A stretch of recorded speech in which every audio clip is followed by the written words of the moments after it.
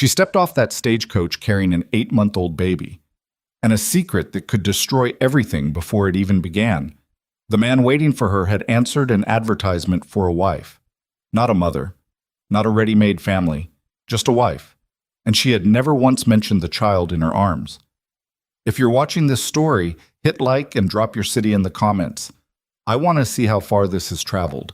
And don't go anywhere, because what this woman does next will stay with you long after it's over. The stagecoach had been rolling for 11 hours straight when the left rear wheel hit a rut deep enough to throw half the passengers sideways. Evelyn Mercer grabbed the seat rail with one hand and pressed her daughter tighter against her chest with the other, her jaw clenched so hard her back teeth ached. The baby, Clara, 8 months old and already miserable from the heat and the dust, let out a sharp cry that filled the cramped coach like a bell. The man across from her, a heavy wool merchant with sweat rings darkening his collar, shot her a look that was not quite irritation and not quite sympathy, more like resignation.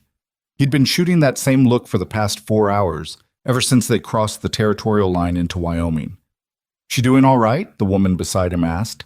She was older, maybe 60, with a face that had been weathered into something spare and honest. She'd introduced herself somewhere outside of Laramie as Martha Finch, traveling to visit a son she hadn't seen in 2 years. "She's fine," Evelyn said. Her voice came out steadier than she felt. "Just tired." That was the word she kept using, tired. It covered a lot of ground she didn't want to walk anyone across. Clara quieted after a minute, stuffing her fist into her mouth and fixing her dark eyes on the window as though the scrub brush landscape rushing past was the most interesting thing she'd ever seen. She had that quality, a stubborn, wide-eyed attention to things that most people looked right through. Evelyn had noticed it early on, in the weeks after Thomas died, when Clara would lie in the crib watching the light move across the ceiling of their boarding house room with the same seriousness other babies reserved for their mothers' faces. Thomas. She pressed the thought down flat the way she'd learned to do, folding it under everything else and sitting on top of it.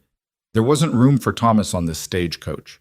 There wasn't room for grief in Wyoming territory in the summer of 1878 when you were riding toward a man who'd advertised for a wife and had written back to say yes, "Come, I have a place and steady work and I am not cruel," and who had absolutely no idea you were bringing a child with you.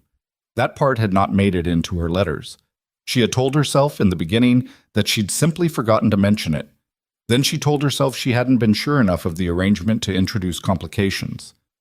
Then, somewhere around the third exchange of letters, when Caleb Rowan's handwriting had started to feel like a voice she could almost recognize, she had told herself the truth. She was afraid. A man advertising for a wife in the Wyoming territory had a very specific picture in his mind, and that picture did not include another man's infant daughter. So she had written carefully. She had written about herself, about the boarding house she could no longer afford, about the seamstress work that had dried up after Thomas's creditors came through, about the fact that she was 24 and not sentimental and could work as hard as any person alive. She had written nothing about Clara, and now here she was, 11 hours into a country she'd never seen, riding toward a man she'd never met, with a baby on her lap and a lie sitting between her ribs like a swallowed stone. The stagecoach crested a long rise, and the driver called something down from his box that the wind shredded before it reached them. Martha Finch leaned toward the window. "Must be Harlan's Fork," she said. "That's the last stop before the Rowan spread, if memory serves." Evelyn looked out the window. A cluster of low buildings arranged themselves along a single dirt street that ran between two ridgelines. Harlan's Fork. She'd seen the name on the map the agency had sent her, a smudged printout with more blank space than detail. This was the closest thing to a town for 40 miles in any direction, which meant it was where people came for supplies, for mail, for the small necessities that made frontier living something other than survival.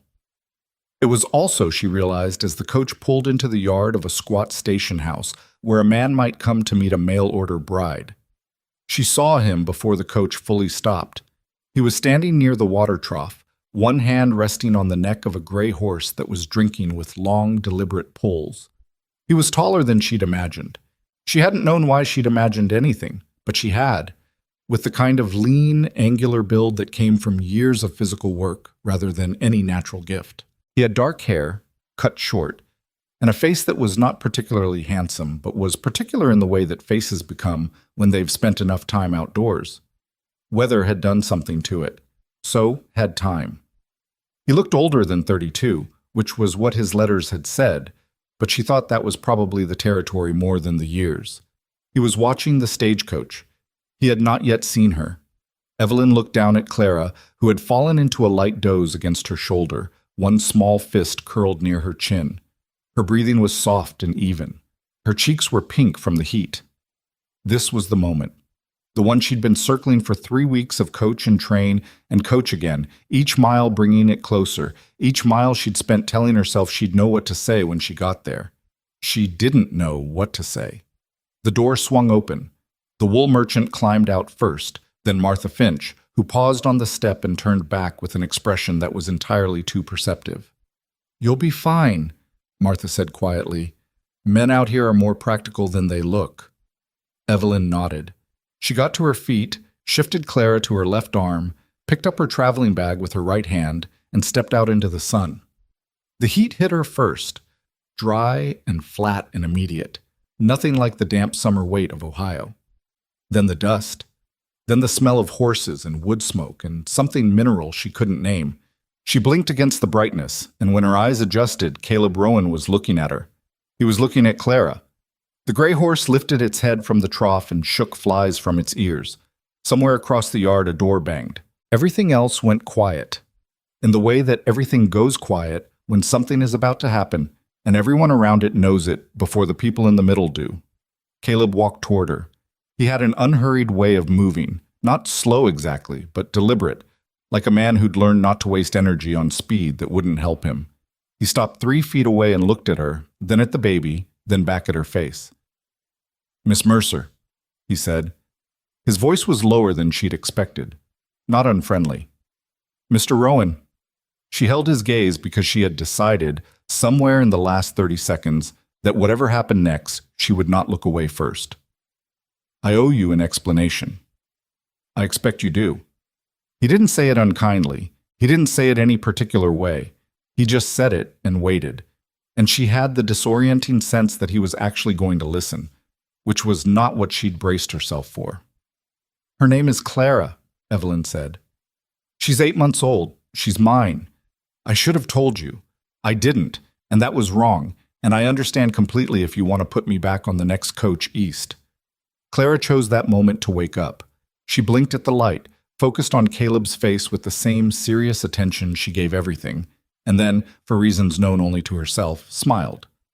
It was a real smile, not the reflexive kind, wide and gummy and accompanied by a small, delighted sound that was almost a laugh. Caleb looked at her for a long moment. Something moved across his face that Evelyn couldn't read. "How long has she been traveling?" he asked. 3 weeks. He nodded slowly. He looked back at Evelyn. "She eat all right on the road?" "Well enough." "You look like you haven't slept." "I've slept fine," she said, which was a lie, and he probably knew it. He was quiet for another moment. Then he said, "I've got a room fixed up at the ranch. Nothing fancy, but it's got a proper bed and the window faces east so it gets morning light." He paused. "There's a smaller room next to it that's been empty. I could put a crib frame together this week if you told me what height works best." Evelyn stared at him. "Mr. Rowan." "Caleb." "Caleb." She stopped. Started again. "I lied to you. You don't have to—" "No," he agreed. "I don't have to." He picked up her traveling bag from the ground where she'd set it without quite remembering doing so. "I also don't have to hold it against you permanently. Come on. The ride to the ranch is another hour, and the mare gets difficult if we wait past mid-afternoon." He walked toward a wagon tied near the station house. After a moment, Evelyn followed him. She didn't know what she'd expected. Anger, probably, or the cold, formal disappointment of a man who'd been deceived and wanted her to feel the full weight of it. She'd prepared for that. She'd packed arguments and apologies and practical proposals about how she could earn her keep regardless of whether the marriage went forward. She had not prepared for him to ask about the crib. The road to the Rowan Ranch wound northwest through country that got wilder the farther they went from Harlan's Fork. The scrubland gave way to long grass, then to stretches of pine and juniper climbing the lower slopes of ridges that pushed up against a sky so blue it looked painted. Evelyn sat beside Caleb on the wagon bench with Clara in her lap and said very little, because she was too busy looking at the land and trying to work out what it meant that she was in it. She'd grown up in Columbus. She'd met Thomas at a church social when she was 19, married him at 20, followed him to a series of towns across Ohio and Indiana as he chased work that never quite materialized. By the time they reached the boarding house outside Cincinnati, she'd learned to keep her expectations low and her skills sharp. She could sew, cook, manage a household budget with almost nothing, charm landlords into extensions on rent she couldn't pay. She was not particularly romantic about any of it. But Wyoming was something she had no frame for. The scale of it unsettled her in a way she hadn't anticipated. Not frightening exactly, but humbling. You could see 30 miles in any direction and still not see everything. The silence, when the wagon stopped to let the horse drink from a shallow creek, was not the silence of an empty room. It was the silence of something that had been here long before any of them and would be here long after. "You've been out here long?" she asked. 7 years, Caleb said. He was watching the horse, not her. "Came out from Tennessee after the war, not the Civil War. I was too young for that. There was a land dispute with my brother. Easier to go than to stay." "That sounds like there's more to that story." "There is." He didn't offer it. She appreciated that. She didn't offer more about Thomas either. When they reached the ranch, the sun was lower and the air had cooled enough to feel like something you could breathe all the way down. The spread was modest: a main house, a barn, a smaller outbuilding she guessed was for storage or tools. All of it set against a hillside that blocked the worst of the north wind. It wasn't prosperous exactly, but it wasn't defeated either. The fences were in repair. The barn door had a new hinge. Someone had put in a kitchen garden at some point, and whoever it was had been reasonably serious about it. "It's not much," Caleb said. "It's more than I had," she said, and she meant it. He showed her the house without ceremony. Main room with a table and 2 chairs and a wood stove. Kitchen off the back. Bedroom on the left with a window facing east, as promised. The small room beside it had nothing in it but dust and a set of shelves someone had started building and never finished. "I'll clear those shelves," he said, looking at the unfinished wood. "Get them out of the way." "You don't have to do that immediately. Clara's going to be crawling soon," he said. "Shelves at that height are going to be a problem." Evelyn looked at him. She didn't say anything for a moment. "You have children?" she asked. Something shifted in his face. "No," he said. "Had a younger sister. She was Clara's age when I was about 12. He paused. "I spent a lot of time keeping track of what she could reach." He left her to settle in.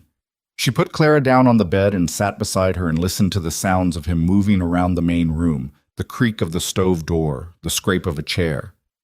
Outside, the wind was picking up. Somewhere in the hills, something called a bird or an animal. She couldn't tell.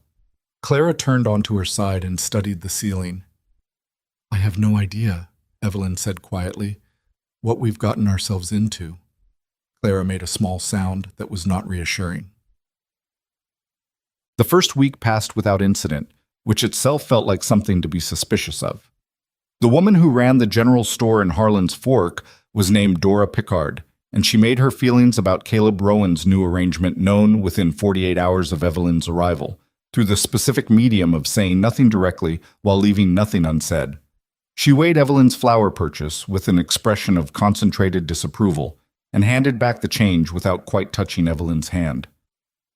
"You'll find the winters are bad," Dora said. "I've been told," Evelyn said. "People don't always understand how bad until they're in one." "I appreciate the warning." Dora looked at Clara, bundled against Evelyn's chest in a length of cloth. "Whose is she?" "Mine," Evelyn said. "The father?" "Gone," Evelyn said. Dora set her mouth in a particular way. "Caleb's a decent man," she said, and the way she said it made clear that the decency was Caleb's to protect, and the threat to it was standing on the other side of the counter. Evelyn picked up her flour and her change and her daughter and walked out the door. She walked back to the wagon and stood beside it for a moment with the sun on her face, breathing carefully. Then she loaded the flour into the back and climbed up to the bench and sat there. It was going to be like this. She'd known it would be, or she should have known it. A woman who turned up with a child and no explanation and married a man who'd been alone for years. The town was going to have opinions. They were going to have them loudly, and they were going to have them for a while. She could manage opinions. What she was less certain she could manage was the arrangement itself, which had a quality of suspended uncertainty that she hadn't fully reckoned with. They were married, had been, quietly, before the justice of the peace in Harlan's Fork, 2 days after she arrived, because there wasn't any practical reason to delay, and neither of them was inclined toward romantic timelines. But married in the legal sense and married in any other sense were different things, and she and Caleb were navigating the distance between them with a caution that was considerate and slightly exhausting.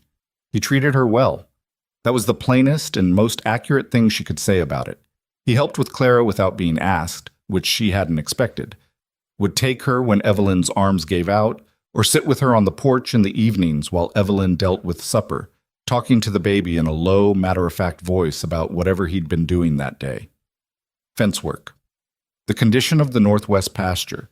The gray mare's tendency to favor her left front foot when the ground was wet. Clara listened with an expression of intense interest, as though she was following every word. She's going to have very specific opinions about horses, Evelyn said one evening, watching them from the doorway. That's not the worst thing, Caleb said. It wasn't. None of it was the worst thing. That was the part she kept snagging on, the absence of anything she could identify as a problem, which made her feel like she was missing something. You don't have to do this, she said one night after Clara was asleep, and they were sitting at the kitchen table with the remains of supper between them. She hadn't meant to say it, but it came out. Caleb looked up. Do what? This. She gestured vaguely, which he recognized was not useful. Any of this. Be patient with me. Help with her. You didn't know what you were agreeing to. No, he said. I didn't. So? So nothing. He turned his coffee cup in his hands. It was an old cup, chipped at the rim in 2 places. I've had things not turn out the way I expected before. Some of them were worse than expected. Some were better. He looked at her. I'm not inclined to decide which this is yet. She didn't know what to do with that, so she said nothing. What about you? He asked. What about me? You didn't know what you were agreeing to either. Wyoming's different from Ohio. Everything is different from Ohio. Is that a complaint? I don't know yet, she said, and something in her voice must have been honest enough to count, because he almost smiled. Not quite, but almost. The neighbors came on the second Saturday. There were 2 families within riding distance, the Hawthorns, who ran cattle on the eastern slope, and the Pelletiers, a French-Canadian trapper and his American wife, who'd settled the northern meadow 15 years ago and never quite left. They arrived within an hour of each other, which suggested prior coordination that nobody admitted to. Hazel Hawthorne was a large, energetic woman with a voice that carried across rooms without apparent effort and a habit of saying exactly what she thought in a way that managed to be disarming rather than offensive. She walked into the ranch house, looked around, said, Well, Caleb, you've let this place go to seed since I was last in it, and immediately began reorganizing the kitchen while her husband Roy stood in the yard talking cattle with Caleb and pretending not to notice. Marguerite Pelletier was quieter, small and dark-haired, with an accent that moved through her English in interesting ways. She sat at the kitchen table and watched Hazel reorganize and didn't participate but didn't object either.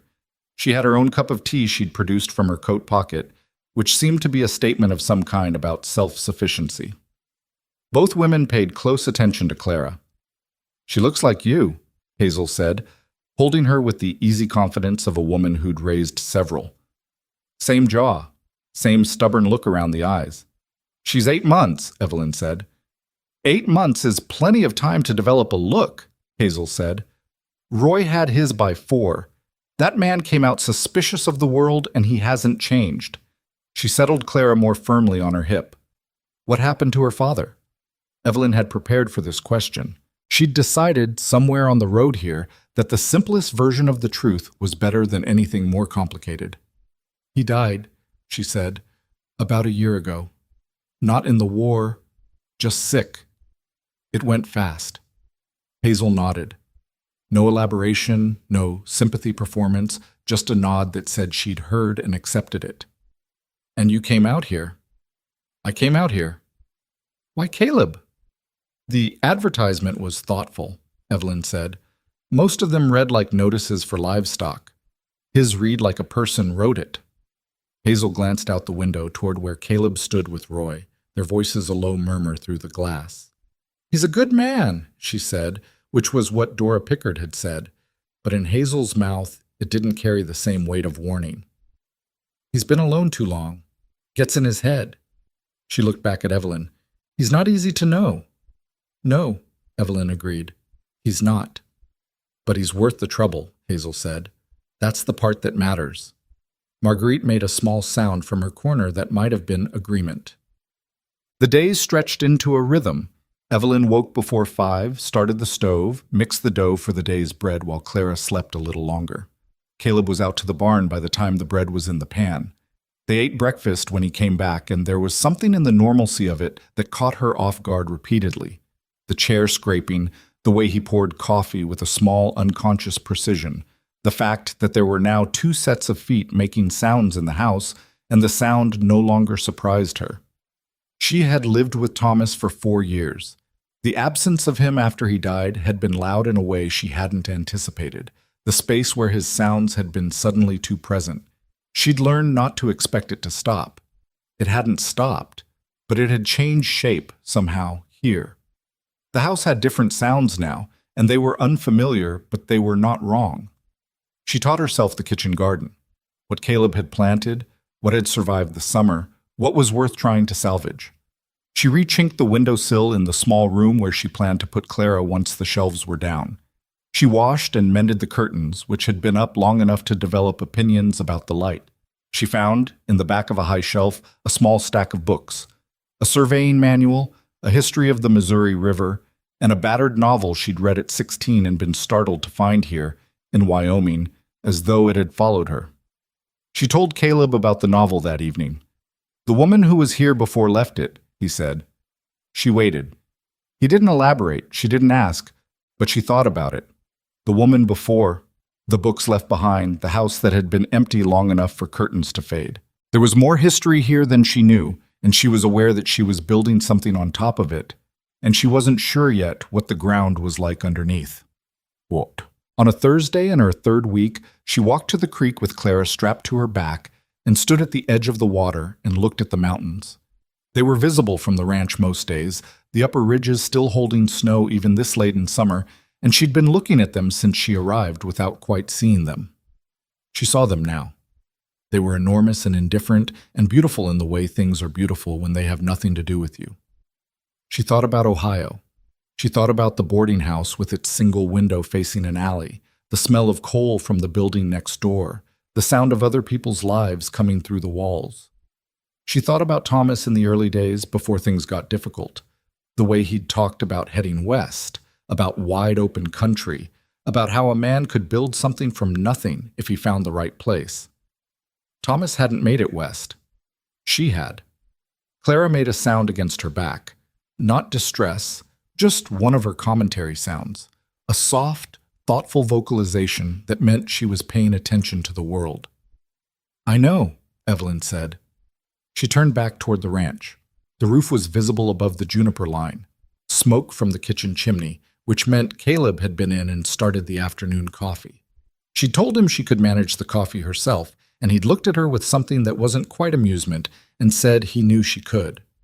She walked back through the high grass with her daughter on her back and the mountains behind her and the smoke ahead, and she was aware, in a careful, provisional way, that she might be somewhere she could stay.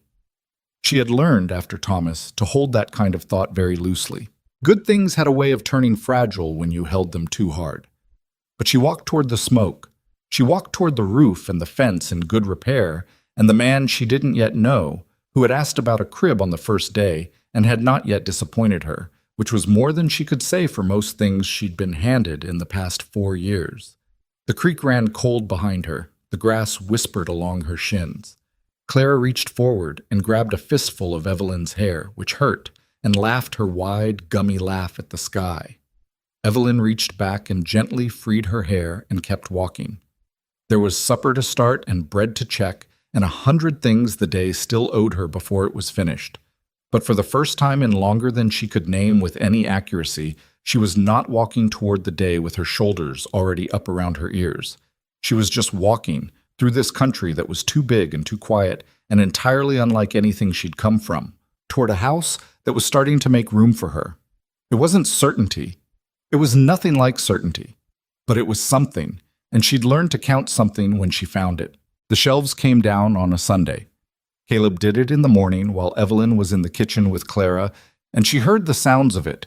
The protest of old nails, the groan of wood that had been fixed in place long enough to forget how to be otherwise. And she didn't go in to watch. She wasn't sure why. There was something in the act that felt like it belonged to him, some private reckoning with the room and what it had been before she arrived, and she'd learned already that Caleb Rowan did certain things best when no one was paying attention. He appeared in the kitchen doorway an hour later with sawdust on his shirt and a question on his face that he hadn't quite assembled into words yet. "Done?" she asked. "Done." He looked at Clara, who was sitting on the floor working seriously on a wooden spoon she'd appropriated from the lower drawer. "I'll sand the wall where the brackets were. It won't be pretty, but it'll be smooth." "That's enough," she said. "Pretty can wait." He nodded and went back. She heard the careful rasp of sandpaper for a long time after that. By the following week, he had a crib frame built from pine planks and set up in the small room. It wasn't fine work. The joints were functional rather than elegant, the wood still pale and new, but it was solid and the right height, and he'd smoothed every edge until there was nothing for small hands to catch on. Evelyn stood in the doorway and looked at it for a moment without saying anything. "You could have just bought one from the catalog," she said finally. "Catalog takes 6 weeks," Caleb said. He was wiping sawdust from his hands with a rag. "She'll be pulling up to stand by then. Height would be wrong anyway." She looked at him. He didn't seem to notice the looking. "Thank you," she said. "It's practical," he said, which was as close as he got, at that point, to saying anything else. The days stopped being gentle about it in October. The first cold front came through on a Wednesday, dropping the temperature 40 degrees in 6 hours and driving a hard, horizontal rain that turned the yard to mud and found every gap in the house's thinking. Evelyn spent the better part of the day moving between drafts, stuffing rags into the windowsill joints and repositioning the wood stove's draft, while Clara fussed from the crib, bothered by the pressure change in the air the way babies sometimes were, without knowing what bothered them. By evening, the rain had turned to something heavier, and Caleb came in from the barn with ice in his hair and mud to the knees and the particular set to his jaw that she was beginning to recognize as the face he made when things had gone badly, and he was deciding how badly to report them. "The northeast fence line's down in 3 places," he said, pulling off his boots at the door. "Cattle got into the east pasture. I got most of them back." "Most?" 7 head unaccounted for. He set his boots aside with more precision than the situation strictly required. "I'll go out again in the morning when I can see." "You should eat something." "I know." She had soup on the stove. She'd started it that afternoon without particular intention, just because the cold had come in and soup seemed like the right answer to cold. She ladled it into a bowl and set it on the table, and he sat down and ate it without comment, which she'd come to understand was its own form of appreciation. Outside, the wind pushed at the walls. "How bad do the winters get?" she asked. Caleb was quiet for a moment. "Bad," he said. "Last year wasn't typical. Year before that, we had 6 weeks where the temperature didn't get above 0. 6 weeks. Some years are milder." He didn't suggest this year would be one of them. She sat down across from him with her own bowl, and they ate in the way they'd settled into, which was not silence exactly, but a comfortable absence of unnecessary talk. Claire had finally gone down in the crib, worn out by her own displeasure at the weather. "The Hawthorns have a second cook stove they offered to loan," Caleb said. Roy mentioned it last week. I didn't think we'd need it this early. Can you get it before the next front?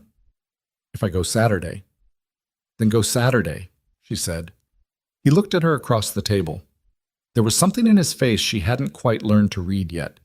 He had a whole register of expression that lived in very small adjustments, a slight shift of the eyes or the muscles around his mouth, and she was still building the vocabulary for it. You're not what I expected, he said.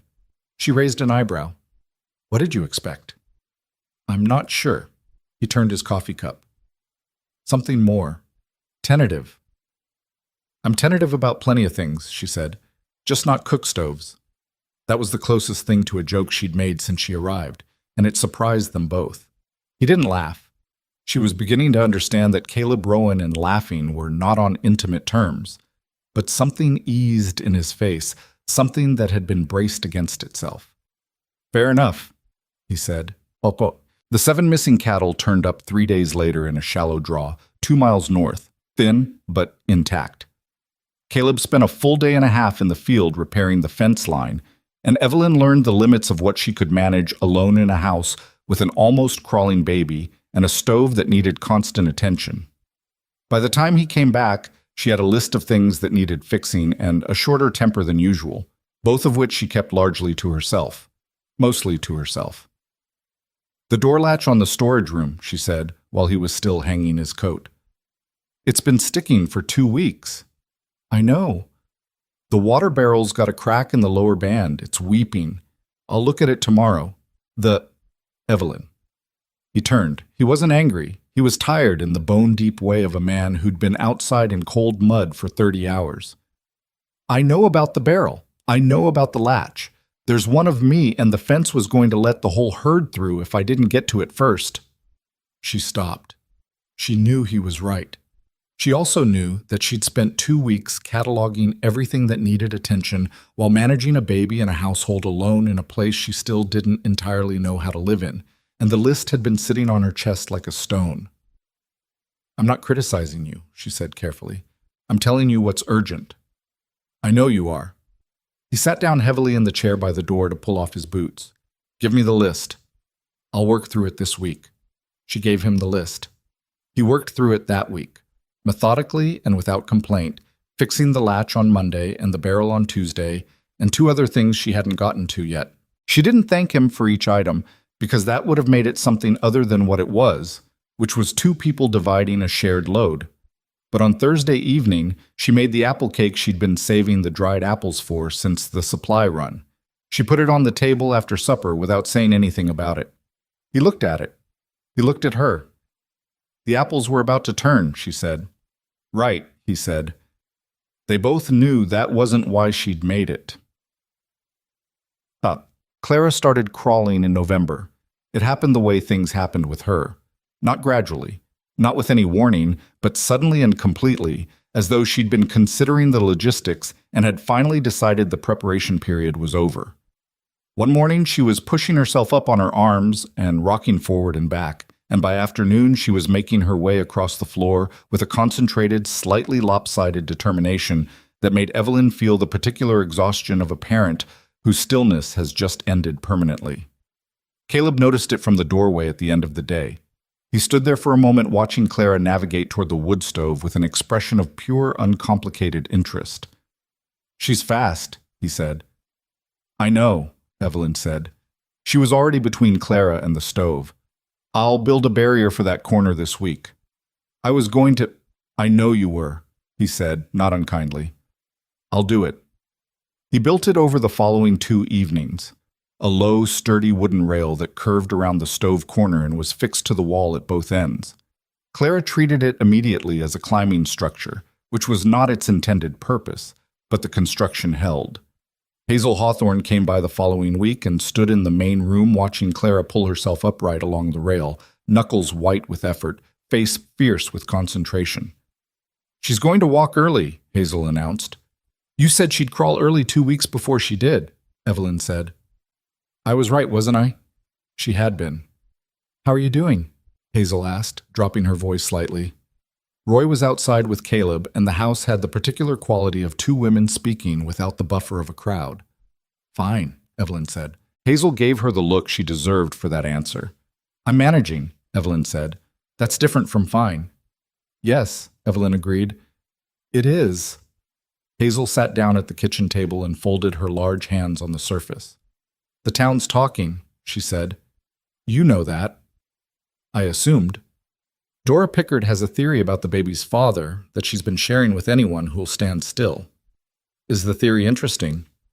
It is not accurate, Hazel said, which I've told people. Doesn't entirely stick, but I keep telling it. She looked at Evelyn. You could help yourself by talking to people more. At the social next month. Just being there and being ordinary goes a long way. I'm not good at socials, Evelyn said. Nobody is. You do them anyway. Hazel paused. Caleb's not good at them either. You could be bad at it together, which is at least something. Evelyn looked at her. You've been trying to get Caleb to those socials for years, haven't you? Hazel's expression was not quite innocent. I care about my neighbors. You're terrifying, Evelyn said, which she meant as a compliment, and Hazel took it as one. The social was held in the Harlan's Fork Church Hall on the first Friday of December, and it was everything Evelyn had expected, which was loud and overwarm and full of people whose names she was still learning. She stood with Clara on her hip near the edge of the room and talked to Marguerite Pelletier, who was also standing near the edge of the room and seemed to share Evelyn's feelings about the center of it.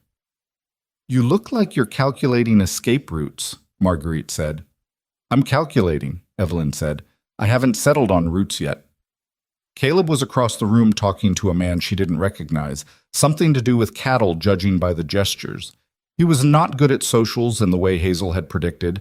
He stood a little too still, spoke a little too directly, didn't do the light social laugh that lubricated conversation. But people came to him anyway, which told her something about the kind of respect that didn't require performance. Dora Pickard materialized at Evelyn's left elbow at some point during the evening and said, with the brightness of someone who'd been planning the remark for a while, I suppose you're settling in well enough. I am, Evelyn said. Clara's growing. She is. Dora waited for more. Evelyn didn't provide more. People wonder, Dora said more carefully, how the arrangement is. For Caleb, whether he's well, Evelyn said. Thank you for asking. She turned slightly toward Marguerite, which was not subtle, but Dora was a woman who understood when a door had been shut. She's going to keep doing that, Marguerite said quietly after Dora had moved away. Yes, Evelyn said. People like her stop when there's nothing left to pry at. And when is that? When I stop looking like I have anything to hide. She'd spent her whole adult life learning to look like that. Closed but not hostile, private but not suspicious. It was a performance with its own kind of exhaustion, but she'd gotten good at it, and she could keep doing it for as long as the territory required. On the way home in the wagon, with Clara asleep across her lap and the temperature dropping steadily and the stars very sharp and close overhead, Caleb said, without looking at her, Dora say something to you? Nothing I couldn't handle. I know what she is, Evelyn said. I've met Doris before. Every town has one. She paused. She's not wrong to wonder. I'm new, and I have a past, and I didn't come with letters of recommendation. You don't need letters of recommendation. I know that. She doesn't know that yet. Evelyn shifted Clara on her lap. She will. Caleb was quiet for a moment. You're not worried about it. I'm practical about it, she said. That's not the same thing. He made the sound that was his version of agreement, low and brief, and they went the rest of the way home, in the comfortable silence they'd been building without either of them naming it. The real work of winter arrived before Christmas and didn't apologize for itself. The first serious snowfall came on a Tuesday night, and by Wednesday morning there were 2 feet of it on the flat and more in the draws, and the temperature had dropped to the kind of cold that made the air feel like something physical you had to push through. The cattle needed breaking ice from the water troughs twice a day. The horses needed extra feeding. The barn needed checking for gaps where the cold was getting through. The woodpile, which had seemed like plenty in October, started to look different under the arithmetic of a real Wyoming winter. Evelyn took over the morning trough work so Caleb could get to the barn earlier. This was not discussed. She just started doing it because it was one piece of the weight and she could carry it. He didn't comment except to bring in 2 extra armloads of wood one afternoon and stack them near the kitchen door, where she wouldn't have to go as far for them. They were learning each other, slowly, through these small negotiations. She learned that he had headaches sometimes, the kind that came on behind his right eye and made him go very still and quiet, and that the best thing to do was leave an extra lamp unlit and not ask about it. He learned that she sometimes needed to work through problems out loud, that what sounded like a complaint was often just her thinking, and that the right response was usually to let her finish rather than offer solutions. She learned that he'd been planning to sell off part of the herd before winter and hadn't, for reasons he kept to himself, and that the decision was weighing on him. She learned this not from anything he said, but from the way he sat with the account book some evenings, the particular stillness of a man calculating numbers he wasn't happy about. "The Henderson cattle," she said one night, sitting across from him while he worked through the accounts. He looked up. "You mentioned them in September, said you'd been thinking about selling to Henderson before the weather turned." She'd remembered because she made a point of remembering the things people said sideways, the things that mattered enough to mention but not enough to press. "Did you?" He set down the pencil. "No." "Why not?" A pause. "Price dropped. Henderson's foreman came back with an offer that was 30% under market and acted like he was doing me a favor." He looked at the book. "I should have sold in August when the price was right." "What does that mean for the winter?" "It means the margins are tighter than I planned for." She looked at the account book, which he hadn't offered and hadn't turned away. "Can I see?" He turned it toward her. She went through it carefully. She was good with numbers, had been managing budgets on close tolerances for years, had been the one in her marriage who actually understood where the money was and wasn't. The ranch accounts were not as bad as she'd feared, but they were not comfortable either. There were 2 or 3 places where spending could be reduced without cutting into the herd's well-being, and one place where she saw he'd been paying a premium on supplies because he'd been ordering from Harlan's Forks General Store when the dry goods merchant in Milford, 40 miles out, ran regular delivery to ranches in the area at significantly lower prices. She pointed it out. He looked at the numbers for a moment. "I didn't know about the Milford delivery. Marguerite told me about it. She's been using them for 2 years. I'll switch the order." He was quiet for a moment. "Thank you." "It's practical," she said deliberately, and something in his face shifted in a way she was getting better at reading. He almost smiled. Again. Clara said her first word on the 23rd of December. She'd been making sounds for weeks. Not random sounds. Sounds with the rhythm and intention of language, just without the specific content yet. Evelyn had been watching for it the way you watch for something you've been told is coming, attentive without being able to force it. She was in the kitchen. Caleb was sitting on the floor in the main room. He'd taken to doing this in the evenings, sitting on the floor where Clara could reach him, and she'd noticed it without comment. And Clara had pulled herself up against his knee and was working on staying upright with both hands gripping his trouser leg. Then she said, clearly and with apparent satisfaction, "Da." The kitchen went very quiet. Evelyn looked through the doorway. Caleb had gone still. Clara said it again, looking up at him with the expression of someone who has produced the correct answer and expects acknowledgement. Caleb looked at her for a long moment. His face did the thing it did when it was doing something it didn't have a word for yet. He reached down very carefully and put one finger in Clara's palm, which she grabbed with her whole hand. "Hey," he said. His voice was slightly different than usual, lower. Clara made a sound of great satisfaction and let go of his trouser leg to grab his finger with both hands, which caused her to lose her balance and sit down suddenly. She looked surprised, then recovered her dignity, then pulled herself back up using his hand. Evelyn turned back to the stove. Her eyes were doing something she didn't entirely authorize. She wasn't going to make it into a moment. She knew better than to do that. But she stood at the stove for a minute with her hand on the pot handle and let the sound of it settle. Clara's voice and the scrape of small hands and Caleb's low, quiet response. And she thought about Thomas, the way she always did in good moments, the way the good ones kept walking her back to the loss. Thomas would never hear her say that word. She would never hear her say it to Thomas.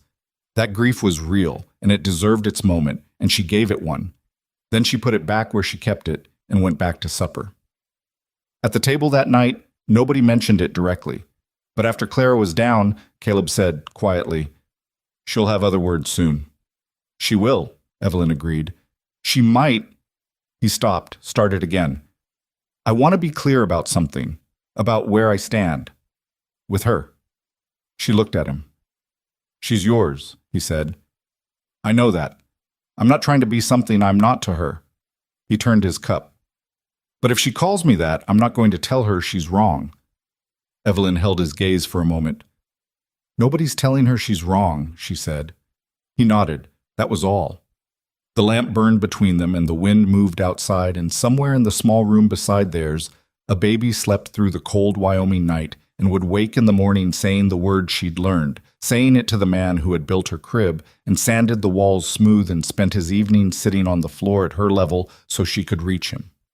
Evelyn thought about Ohio, about the boarding house, about the list of things she'd had nothing of. She thought about the apple cake.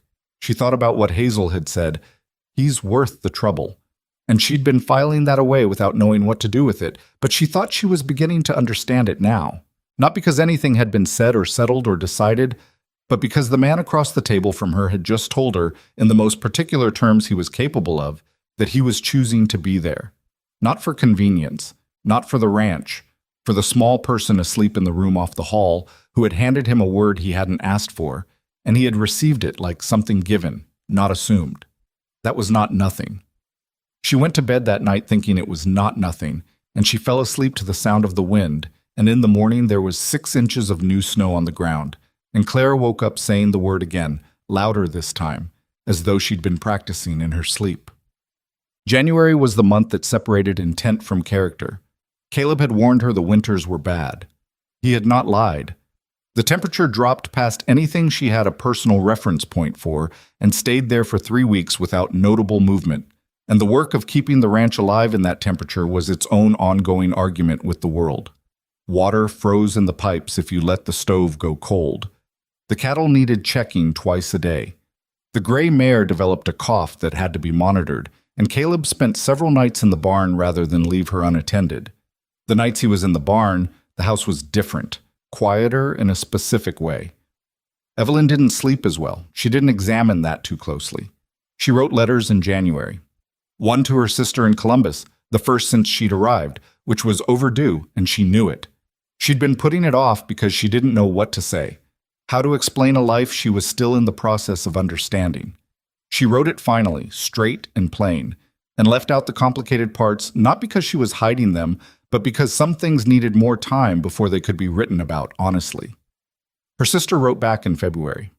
The letter came in a packet of mail with a 2-week delay, and Evelyn read it at the kitchen table while Clara slept and Caleb was in the field.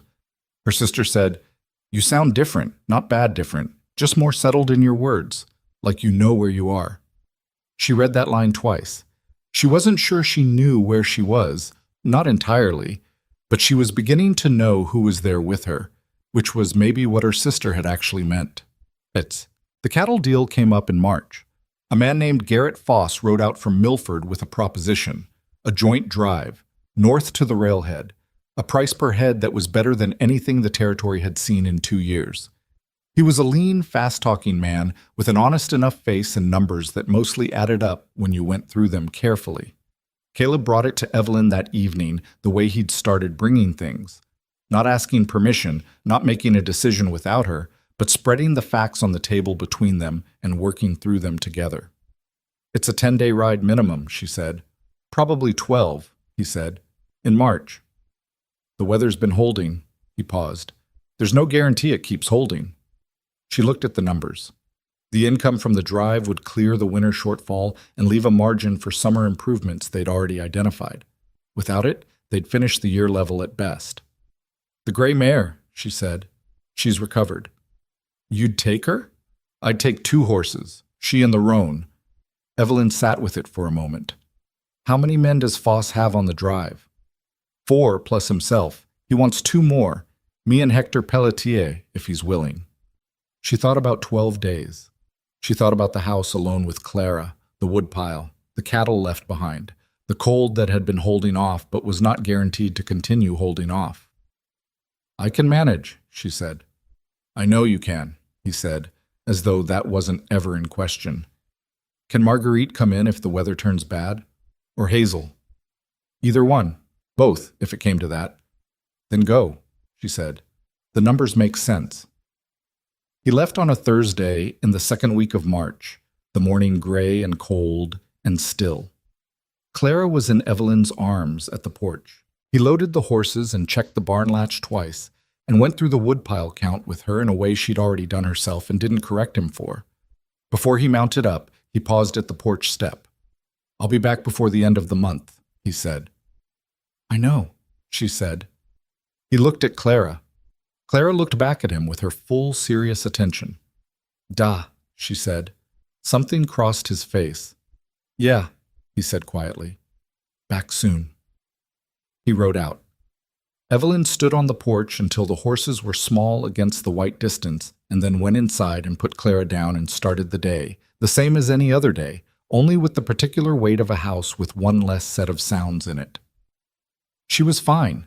She had always been fine on her own. She'd spent years being fine on her own, and she was good at it. But she stood at the kitchen window that first evening and looked at the sky to the north, which was clear, and told it silently to stay that way. It didn't listen. By the end of the second week, the temperature dropped 12 degrees in an afternoon, and the clouds that came in off the northern ridges were not the soft gray of ordinary weather. They were the flat, heavy, colorless kind that the territory's old-timers recognized and named and told each other about in tones that didn't waste any space on drama, because the drama was already in the thing itself. By nightfall, it was snowing. By morning, the snow was 2 feet deep and still coming, and every trail out of the valley was gone under a white silence so complete it felt deliberate. And somewhere beyond those trails, beyond the mountains that were now invisible behind a wall of weather, Caleb Rowan was out there in it. The snow didn't stop on the second day, or the third. Evelyn kept a count on the wall beside the kitchen window. Small marks in pencil, one per morning, because counting was something you could control when everything else had been taken out of your hands. By the fourth morning, there were 4 marks, and the drifts against the north wall of the house were chest high, and the sky showed no intention of changing its mind. Roy Hawthorne made it out on horseback the second day, before the worst of it closed in, riding through knee-deep snow with his collar up and his face set in the grim practical expression of a man doing what needed doing. He brought a sack of grain for the animals, and the news that the Pelletiers were snowed in worse than she was, which meant Hector had not made the cattle drive, which meant he was not out there with Caleb. She absorbed that without showing it. Any word from the North Road? She asked, while Roy was at the barn. He didn't answer right away, which was its own answer. Nothing's moving on the North Road, he said finally. Not in this. How long does weather like this usually hold? Week, sometimes 2. He looked at the sky. This one came in hard and fast. Those sometimes break the same way. Sometimes, she said. Evelyn. He turned to look at her. Roy Hawthorne was not a man who used first names casually, and she heard the weight in it. The drive would have been at least 3 days out by the time this hit. They'd have found shelter. Voss knows that country. You don't know where they were. No, he said. I don't. She appreciated that he didn't dress it up. Thank you for coming out, she said. Don't do it again until it clears. There's no reason to risk your neck for grain I didn't need yet. He looked like he wanted to argue. He didn't. He rode back through the white. She went inside and fed Clara and put her down for her nap and stood at the kitchen window for a long time looking at nothing. The thing she was most afraid of was not the cold or the isolation or the dwindling woodpile. It was the specific silence that had settled over the house since Caleb left. A silence she'd told herself for the first week was ordinary, the house being what it always was when she was in it alone. But it wasn't ordinary. She knew that now. The house had a different quality when he was in it, something she'd been absorbing without naming for months, and his absence was loud in exactly the way Thomas's had been, and she had not been prepared to feel that again. She had not been prepared for what that meant about how far things had gotten from practical. She didn't let herself stay with that thought too long. There was wood to bring in and cattle to check, and a baby who would wake from her nap in an hour needing food and attention and all the ordinary maintenance of being alive. She did the wood. She did the cattle. She waited. On the sixth day, the snow slowed to something intermittent and the temperature lifted by 4 degrees, which was not warm, but was different. On the seventh day, Hazel appeared, driving a sled rather than the wagon, with a covered pot of something that smelled of salt pork and sage, and a face that was carefully arranged to look less worried than she was. "Roy says there's no word," Evelyn said before Hazel was through the door. "Roy says the North Road's still closed," Hazel said.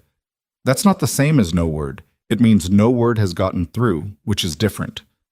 "Is it?" Hazel set the pot on the stove and looked at her. "You look terrible." "I haven't slept well." "When did you last eat a full meal?" Evelyn started to answer and then realized she wasn't sure. "Sit down," Hazel said in a tone that belonged to a woman who had raised children and buried a husband and come out the other side of both with a very low tolerance for unnecessary suffering. "You're not helping him by running yourself into the ground." "I'm not doing anything by anything," Evelyn said. "I'm here, and he's out there, and there is nothing I can do about either of those facts. So sit down and eat something and be in one piece when he gets back." Evelyn sat. Hazel served the soup and sat across from her, and they ate, and Clara pulled herself around the floor between their chairs with her usual determined energy, and for a little while the house felt less like a waiting room. "What would you do?" Evelyn asked, without planning to. "If Roy had been on that drive." Hazel was quiet for a moment. "I'd wait," she said. "Same as you.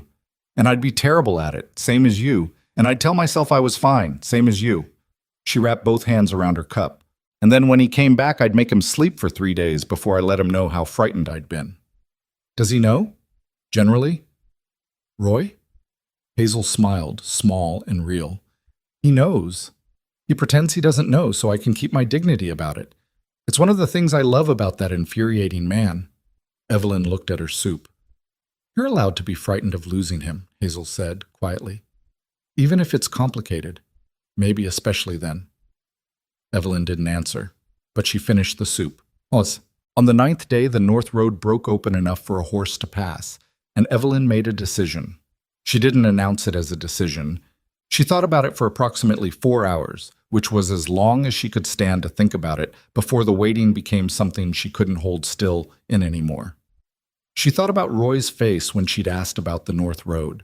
She thought about Garrett Foss and his proposition and the 12-day estimate and the fact that it had now been 9 days, and she had no information.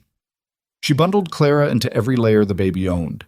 She loaded the wagon with 2 days of food, an extra blanket, the medical kit she'd assembled from the supplies Hazel had brought, and what the ranch already had. She hitched the roan, the gray mare was not going to be asked to do this, and she drove out through the gap in the drifts where the road had been and pointed north. She made it 3 miles before Hector Pelletier materialized on horseback from the tree line. He pulled up beside the wagon with an expression of complete bewilderment. "Evelyn, where are you going?" "North," she said. "The road's barely passable." "I know." He looked at Clara, bundled into a shape that was more wool than baby. He looked at Evelyn's face, which he apparently read correctly. "You're going after him." "I'm going to find out what happened to him," she said. "Those are different things." "They're not that different." He was quiet for a moment. "I'll come with you." "You don't have to." "Marguerite will have my hide if I let you go alone," he said. "Give me 20 minutes to get provisions." She waited. He came back in 15. The North Road in the days after a blizzard was not a road so much as a suggestion of where a road had been before the world rearranged itself. There were places where the drifts had packed hard enough to drive over, and places where the wagon broke through into loose snow that had to be dug out by hand before they could move again. Hector was useful in a practical, quiet way that reminded her of Caleb. He didn't talk about the work. He just did it, and he didn't offer opinions about whether this was wise or whether they should turn back. Clara slept through most of the morning, bundled against Evelyn's side with the wagon's rhythm rocking her. When she was awake, she watched the white landscape with her usual attentiveness, occasionally commenting on things Evelyn couldn't identify. They made Foss Creek Station by late afternoon, which was better than Evelyn had calculated and not as good as she'd hoped. The station keeper, a gaunt man named Beaumont with a stained apron and eyes that had seen too much cold weather to be impressed by anything, told them that Garrett Foss had come through 8 days ago going south, alone, with 3 horses. 3 horses, Hector said. Foss uses 2. I know what I saw, Beaumont said. The other men, Evelyn said. Where were the other men? Didn't have any with him. Beaumont looked at her.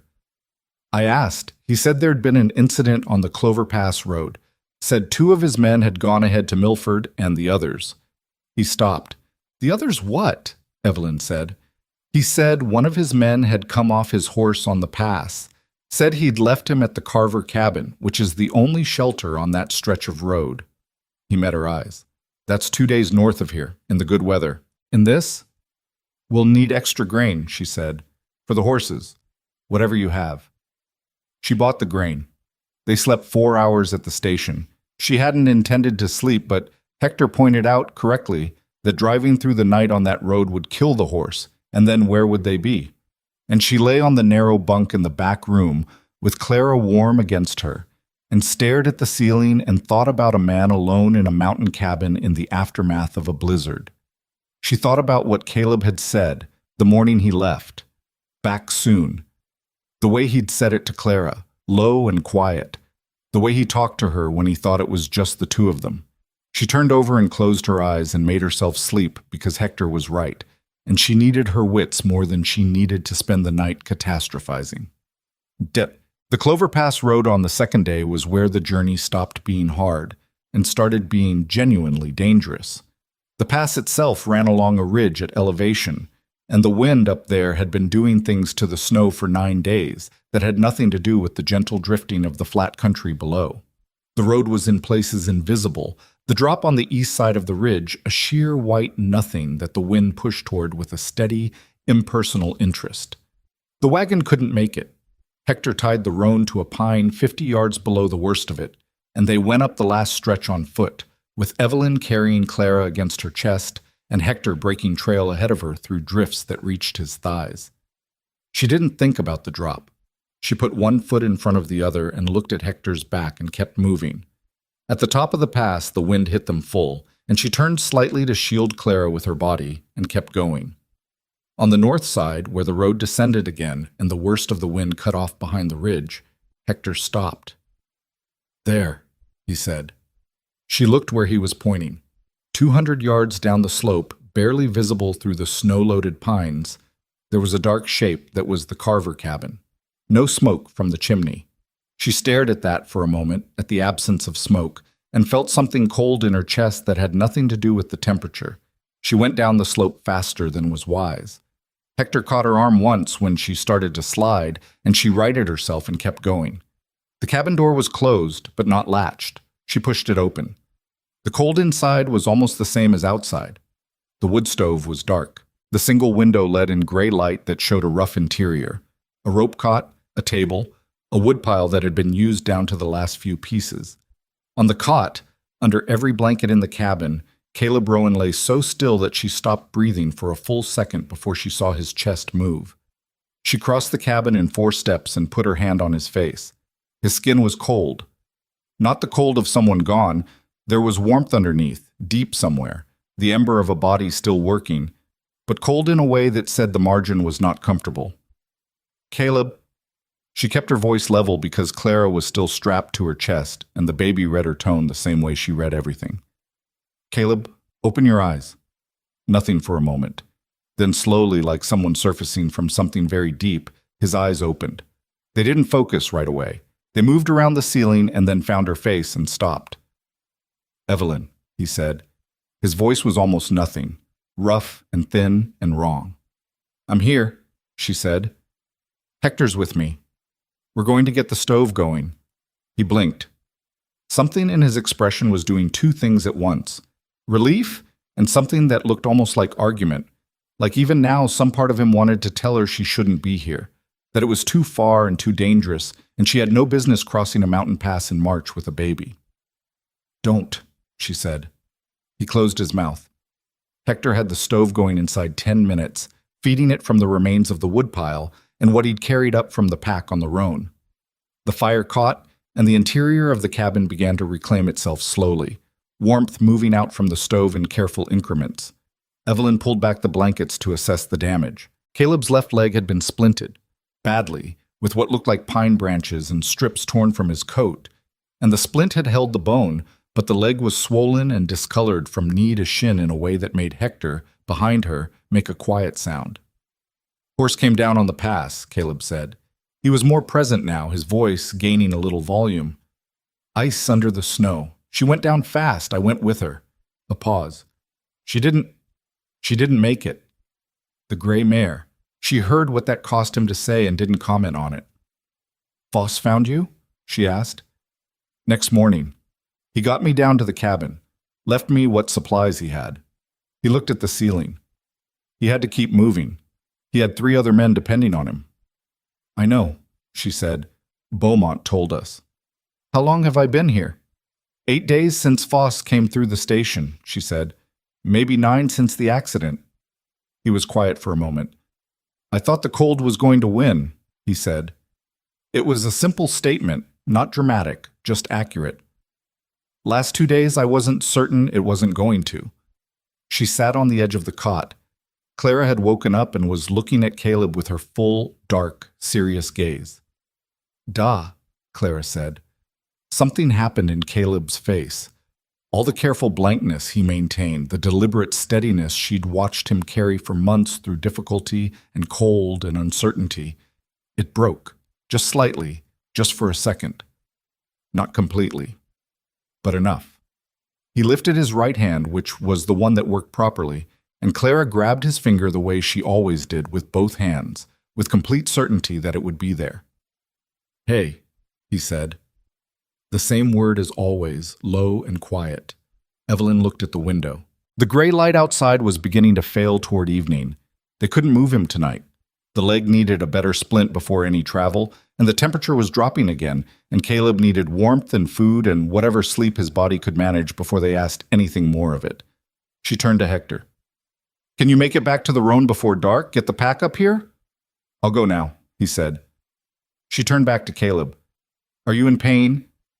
Yes, he said, which she appreciated. She'd half expected him to say no. I have laudanum in the kit.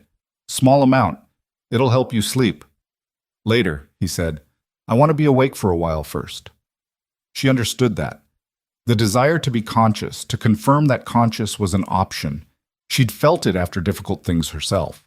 She built up the fire.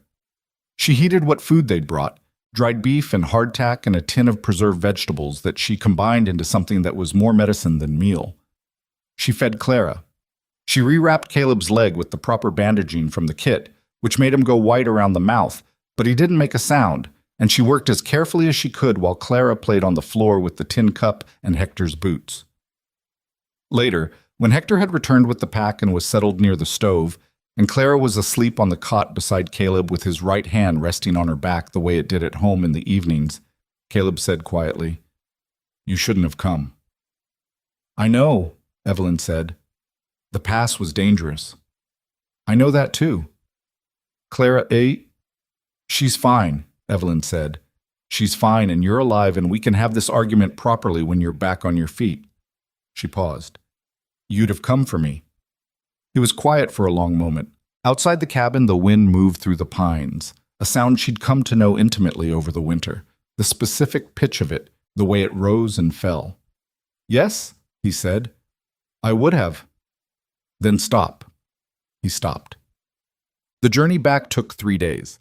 The leg had to be resplinted with materials from the cabin before they could move him, and Hector managed this with a competence that came from 20 years of frontier living, where you either learned the basic repairs or you didn't make it.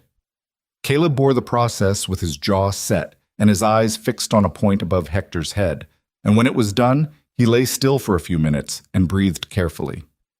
They built a rough travois from cabin materials for the worst part, the descent from the pass, and then transferred him to the wagon on the lower road. It was slow, and it was cold, and there were stretches where the road broke through, and everyone except Caleb had to get out and push, and Clara, strapped to Evelyn's chest through all of it, seemed to understand that this was not the moment for her to be difficult, and was largely cooperative in a way that was so unlike her usual standard that Evelyn felt a complicated love for her that didn't have words yet. They stopped at Foss Creek Station the second night. Beaumont, to his credit, had a back room prepared and a pot of something hot on the stove, and no questions about anything. He brought extra wood without being asked. He gave Clara a dried apple from his coat pocket and watched her eat it with an expression of gruff softness that seemed to surprise him. Caleb slept 12 hours in the back room. Evelyn slept 4, which was what she could manage, and spent the other hours checking his fever. It had come up on the second day, low but present, and listening to his breathing and the wind outside and the sounds of the station settling in the cold. His fever broke in the early morning. She was sitting beside the cot when she felt the change, the skin shifting from dry hot to something more ordinary, and she sat with that for a moment before she acknowledged to herself how frightened she'd been. Not just on the journey, for the whole 9 days, for all the marks on the kitchen wall, for every hour she'd stood at the window and told herself she was fine. She was tired of being fine. She was tired, more specifically, of being fine alone. On the last day, driving south through a landscape that was beginning to show the first suggestions of thaw, mud at the edges of the drifts, the sound of water moving somewhere under the snow. Caleb was sitting up in the wagon bed with his back against the side and his leg extended and Clara in the corner of his arm, both of them watching the country go by. He'd been mostly quiet for 2 days. Not the bad quiet, not the quiet of someone fading, just the quiet of a man who'd been close to something and was recalibrating. "Evelyn?" he said. She was on the bench. She turned. He looked at her for a moment in the direct way he had. The way she'd come to know meant he was going to say something he'd been working on. "I wasn't sure you'd come," he said.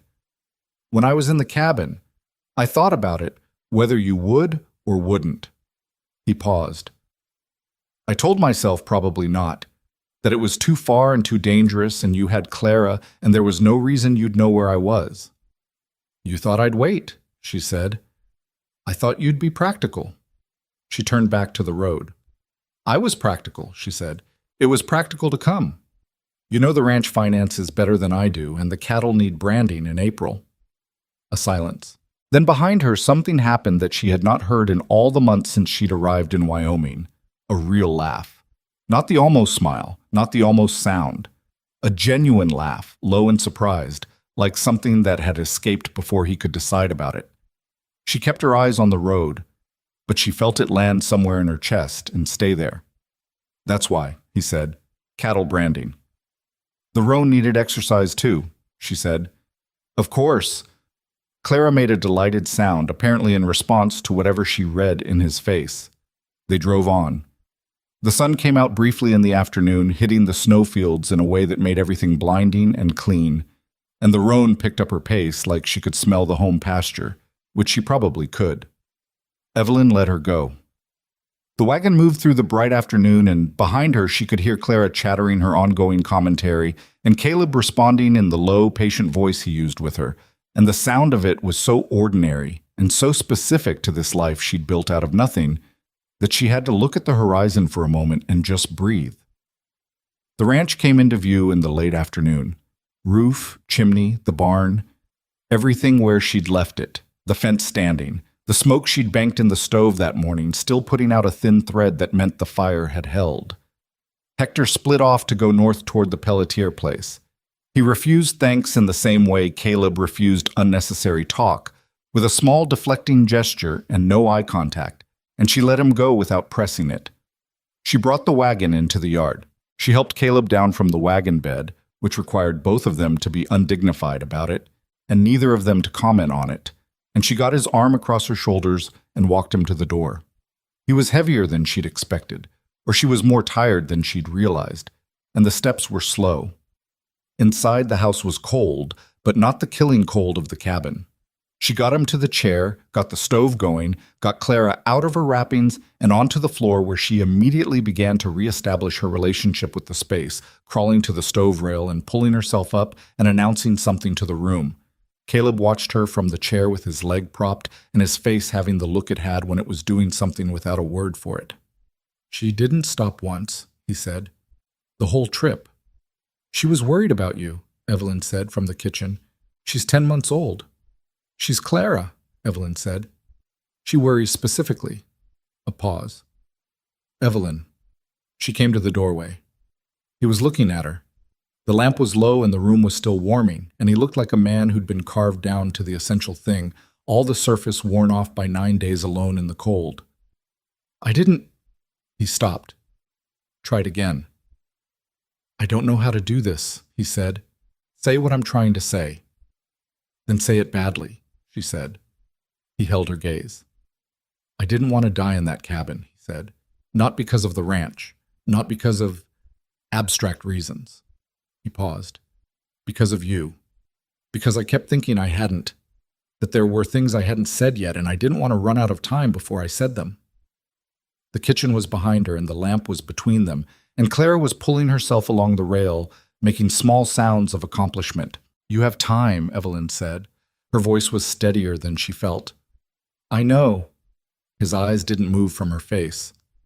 I love you, he said, plainly, the way he said things that mattered. Without decoration, without armor. I don't know when it started. She stood in the doorway. She thought about the letter she'd written in January, more settled in your words, like you know where you are. She thought about being practical. She thought about Thomas, and the grief that was real and would always be real, and the fact that grief and this were not the same space, that a person could carry one and also be standing in the other at the same time. I know, she said. I've known for a while. She moved to him, sat on the edge of the chair's arm, which was not its intended purpose. I love you too. I've been being practical about it. I noticed, he said.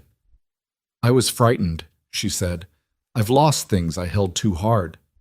I know. I'm still frightened. I know that too. She looked at him, at the face she'd learned over months, the small adjustments, the particular quiet, the almost smiles. And she thought that whatever careful and provisional thing she'd been holding for all these months had shifted into something she didn't need to hold loosely anymore. Clara let go of the rail with one hand to wave at nothing, wobbled, grabbed it again, and announced her recovery to the room. She's going to walk soon, Evelyn said. I know, Caleb said. I want to be here for it. You'll be here, she said. She took his hand, the right one, the one that worked. He turned it and held hers back. Outside, the last of the March light was failing toward evening. The snow still covering everything, but no longer the only thing. The dark lines of fence and tree and hill beginning to come back through it, the land remembering itself. Inside, the fire found its footing, and the house began to warm. And for the first time since the first mark on the kitchen wall, the silence in it was not a waiting thing. It was just the sound of a place where people lived. Clara took her first steps on a Thursday in April. She'd been threatening to do it for 2 weeks, standing unsupported for longer and longer stretches, rocking forward on her toes with an expression of furious concentration, occasionally lunging at furniture with the confidence of someone who hadn't fully worked out the physics yet. Caleb had been watching for it the way he watched for weather, with a patient, lateral attention that caught things other people looked directly past. He was the one who saw it. Evelyn was at the stove and Clara was in the main room, and there was a moment of particular quiet followed by Caleb's voice, low and even. Evelyn. She turned. Clara was standing in the middle of the floor with nothing within arm's reach, swaying slightly, her face carrying the specific expression of someone who has just realized they've gone further than they planned. Then she put 1 foot forward, then the other. 3 steps, 4, and then she sat down suddenly, as though the floor had been her destination all along. Caleb was already crossing the room. He crouched down to her level, which he always did, and she grabbed his finger and said, "Da," with the satisfaction of someone completing a transaction. Evelyn stood at the kitchen doorway and didn't say anything for a moment. She thought about the crib he'd built, the shelves he'd taken down, the stove rail he'd curved to the right height. All of it accumulated now into this. A little girl of 14 months walking across a Wyoming ranch house floor toward the man who had made himself her father by the simplest possible method, which was showing up and staying. 4 steps, Evelyn said. 5, Caleb said without looking up. You missed the first one. I was at the stove. I know. He glanced at her over his shoulder. I'll tell her you saw it. She went back to the stove before he could see her face do what it was doing. Spring came properly in May, the way spring came in Wyoming. Not gently, not in a straight line, but in lurches and reversals. Warm days interrupted by cold snaps. Mud season that lasted 3 weeks and turned the yard into something the wagon couldn't cross without a fight. Caleb's leg had healed well enough for full work by mid-April, though he favored it in cold weather, a hitch in his walk that he ignored and she tracked without comment. The ranch was in better shape than it had been the previous spring. The cattle deal, the part of it that had survived the blizzard, had come through eventually. The surviving animals reaching the railhead with Foss and bringing back the income they'd needed. Caleb had invested part of it in fence repair and part in a second milk cow, and he'd set aside what he called a weather margin, a reserve of cash that lived in a tin box in the back of the kitchen shelf and was not to be touched for anything short of catastrophe. They didn't talk about the previous winter much. Not because it was forbidden, but because certain things didn't require repeated examination. They both knew what the cabin had been. They both knew what the crossing of the pass had meant. It had settled into the foundation of things between them, weight-bearing and unspoken, the way the most important things between people often were. What changed was subtler than anything with a name. The distance they'd maintained in the first months, the consideration of two strangers sharing a space, the careful negotiation of everything, had been replaced by something more like ordinary life, which was messier and more comfortable and occasionally more frustrating. She argued with him now in a way she hadn't before, directly and without softening it, and he argued back with the same blunt straightforwardness he brought to everything. And they didn't always resolve it cleanly, and sometimes she went to bed still irritated and she suspected he did too. But he was there in the morning. That was the thing. He was always there in the morning. The man arrived on a Tuesday in the middle of June. Evelyn was in the yard hanging laundry when she heard the horse. She turned, shading her eyes against the late afternoon sun, and watched the rider come up the road from the direction of Harlan's Fork. A single man on a bay horse, moving at an easy pace that suggested he knew where he was going and was not in a hurry to arrive. She knew him before he was close enough to know, which was a particular quality of certain people. The ones whose presence your body remembers before your mind catches up. Thomas Mercer had his brother's height and his mother's coloring. Dark hair, a narrow face that had been handsome once and still could be, in the right light. He was 31 now, 2 years older than the last time she'd seen him, and the time had done what time did, left marks that hadn't been there before. He wore a decent coat and new-looking boots, and the expression of a man who had prepared several versions of this conversation and was deciding which one to use. His name was not Thomas. His name was Franklin Hale, and he was not Thomas Mercer's brother. He was Clara's father. He was a man Evelyn had known for 11 months before she'd understood what she was dealing with, and she had not spoken his name aloud in over a year. She set down the shirt she was holding. He pulled up at the fence line and sat his horse and looked at her. "Evelyn," he said. "Franklin." Her voice came out flat. "How did you find me?"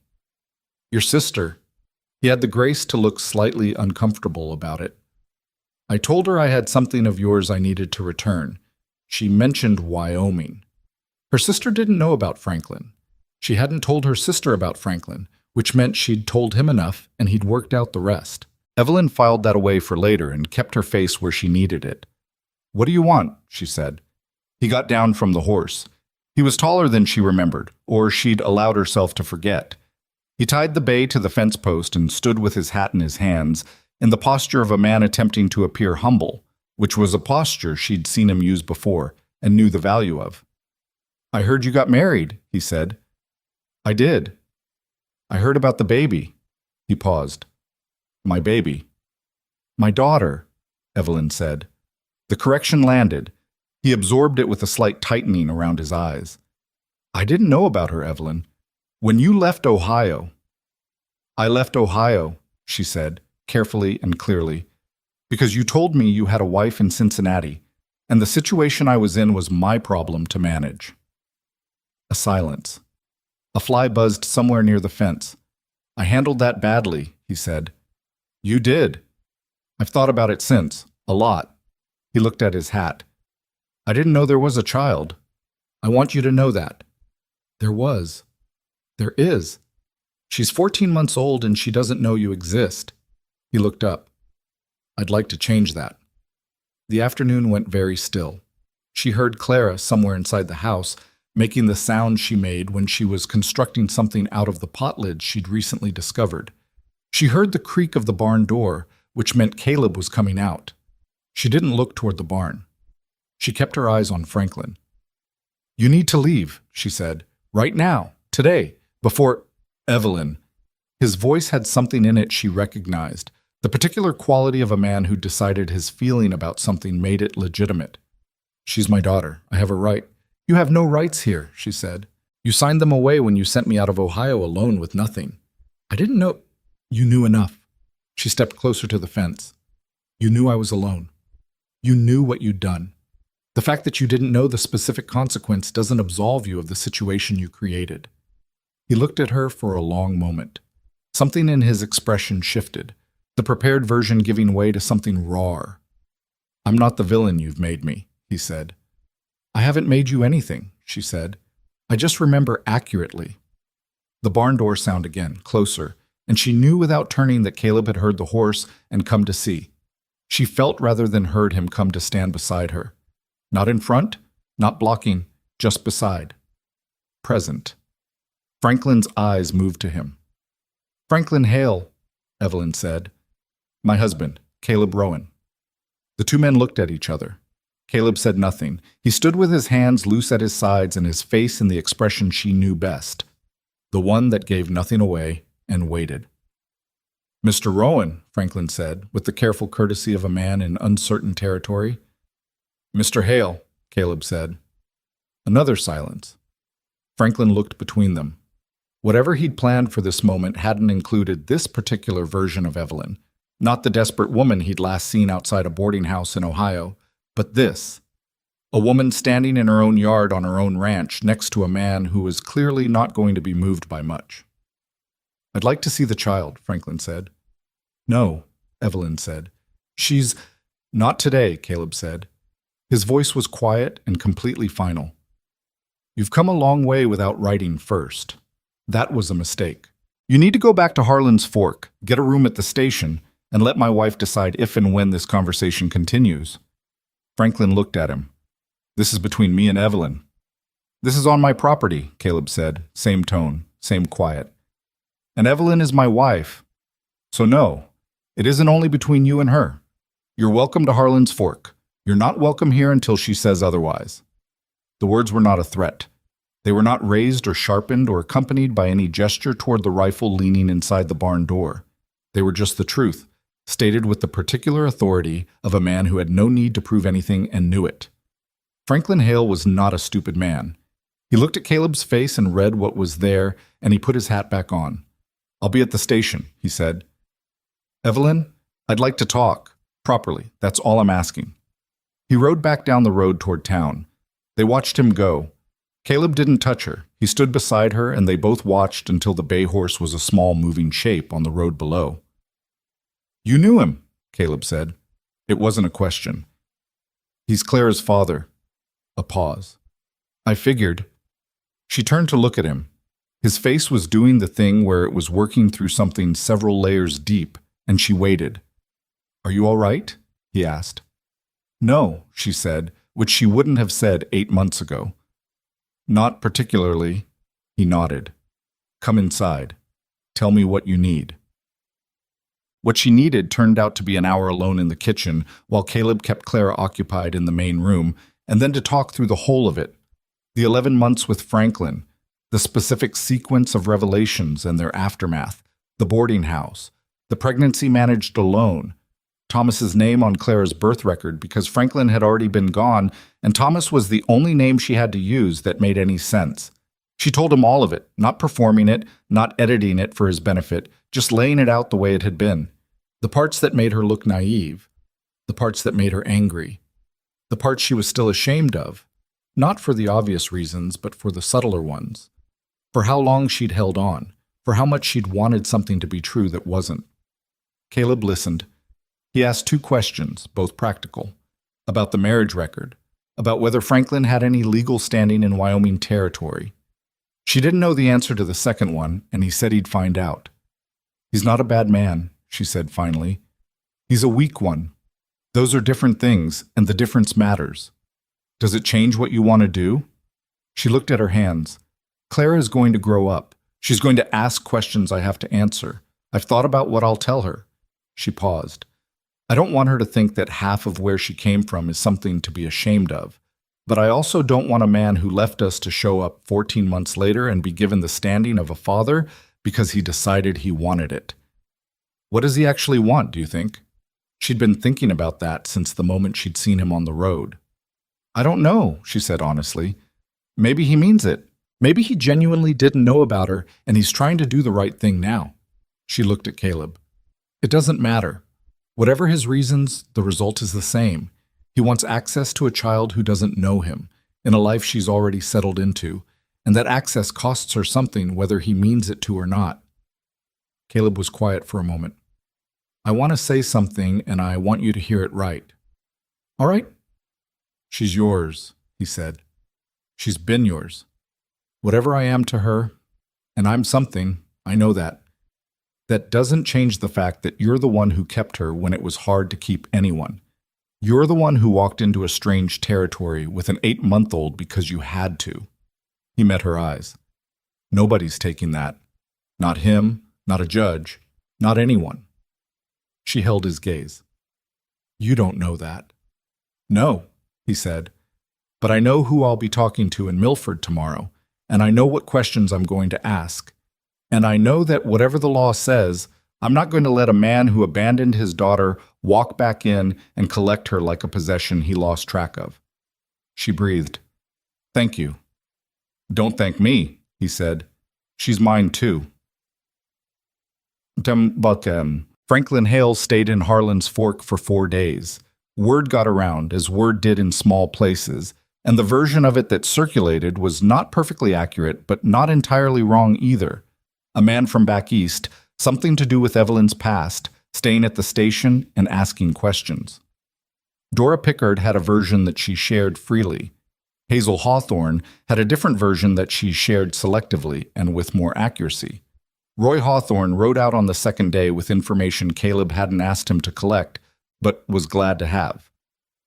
Franklin Hale had talked to the Justice of the Peace in Harlan's Fork, a man named Aldous Prentice, who took his position seriously and his paperwork more seriously. "Prentice told him straight," Roy said, leaning against the paddock fence while Caleb worked the young roan. "Wyoming territory law on paternity and child custody is not favorable to a man who can't prove he supported the mother during the pregnancy. Prentice said he'd need documentation of any financial contribution, any communication during the relevant period." Roy paused. "Hale didn't have any?" "Because there wasn't any," Caleb said. "That's what Prentice worked out." Roy looked at the horse. "He also told Hale that Clara's been registered in your household for over a year, that you're her legal father of record, and that without the mother's agreement, he had no standing to pursue visitation through any court in the territory." He paused again. Hale didn't like hearing that. "I imagine not." "He's not done, I don't think," Roy said. "He's got the look of a man who hasn't worked out yet what he actually wants, and that makes him unpredictable." Caleb turned that over. "Did he say anything about Evelyn?" "Said she'd always been stubborn." Roy's mouth twitched. "Said it like it was a complaint. I took it as a compliment on her behalf." Evelyn agreed to meet Franklin on the 4th day at the Hawthorne Ranch rather than her own, with Hazel present in the next room because Hazel had offered, and because the offer had been made in a tone that suggested refusal wasn't really an option. Franklin was already there when she arrived. He looked like 4 days of uncertainty had used him moderately hard. There was something less polished about him, less prepared. He stood when she came in and then didn't seem to know what to do next. "Sit down, Franklin," she said. They sat across from each other at Hazel's kitchen table. Through the wall, she could hear Hazel moving around with the specific deliberate loudness of someone making clear they weren't listening. "I talked to the Justice of the Peace," Franklin said. "I know. I don't have any legal standing." He said it without making it an accusation, which she gave him some credit for. "I know that." Then what do you want from this conversation? He looked at his hands. They were good hands, she remembered. He'd been particular about them, something she'd found appealing once and now just noticed. I wanted to see her, he said. I wanted to see that she was all right. She's all right, Evelyn said. I can see that. A pause. Your husband seems like a serious man. He is. She calls him. He stopped. Yes, Evelyn said. He absorbed that. She watched him absorb it and felt something complicated. Not pity, not satisfaction, something more ambivalent. This man had made a choice and then made another choice and then arrived here and found that life had continued without him and become something real and complete. The consequence of his first choice was a little girl walking around a ranch house calling another man Da. And that was the kind of consequence you couldn't argue with. It just was. I don't know what I expected, he said finally. I think you expected to find something unfinished, she said, something that needed what you came to offer. That's not what you found. No. He was quiet. Is she like you? The question caught her off guard. She'd braced for demands, for negotiation, for the version of this where he made it difficult. She hadn't braced for that. She has your coloring, Evelyn said. Dark eyes. She watches things the way you used to watch things. She paused. She's stubborn. I take responsibility for that part. Something moved across his face. Not quite grief. Something adjacent to it. The specific feeling of understanding what you don't get to have. I know I can't come back from what I did, he said. No, she agreed. I'm not asking you to pretend otherwise. He looked at her. But she's going to be a person. She's going to grow up. I'm the reason she's alive, in the most basic sense, and I don't know what I'm supposed to do with that. She thought about it. She thought about Clara's face watching Caleb work, the way she followed him around the yard in the mornings, the words she said without having been taught it, with the complete certainty of something that was simply true. Nothing, she said. Right now, there's nothing you're supposed to do with it. She's happy and safe, and she has a father. The word felt important to say clearly. What you do with the fact of her is your own reckoning. It's not her job to make it easier. He sat with that for a long moment. Will you tell her, when she's older? I'll tell her the truth, Evelyn said, that her father and I didn't work out before she was born, that she has his eyes, that Caleb chose her. She paused.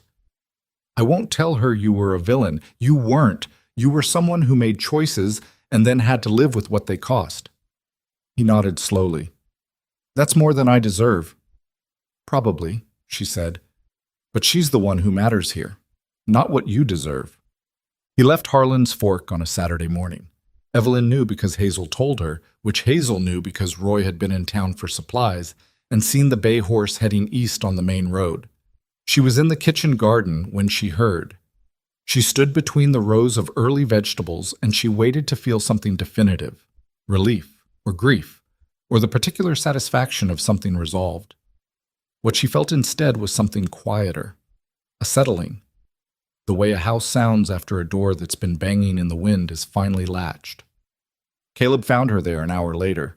He came through the gate in the garden fence and stood at the end of the row, and she straightened and pushed her hair back with her wrist because her hands had dirt on them. He's gone, she said. I heard. She looked at him. He was standing in the afternoon light with his hat in his hand the way he stood when he was not trying to appear casual and knew it. You didn't go into town, she said. No. You could have. You could have said something to him. I could have, he agreed. There wasn't anything I needed to say. She looked at him for a moment. She thought about the afternoon 4 days ago when he'd stood beside her at the fence, not in front, not blocking, just present. She thought about the difference between those things and what it said about who he was. He asked if I'd tell her the truth, she said, when she's older. What did you say? I said yes. She looked at the garden. I'll tell her Caleb chose her. I think that's the most important part. He was quiet. When she looked at him, his face was doing the thing it did when something had gotten past the outer layer.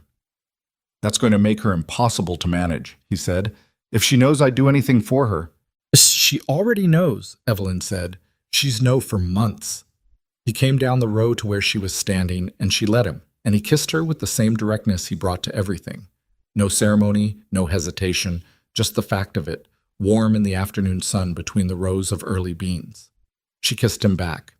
Above them, the Wyoming sky was the hard, specific blue of June, and in the house behind them, a small person was doing something with the pot lids that involved a lot of commentary, and the garden needed another hour of work before she could call it done for the day. She pulled back. She looked at his face.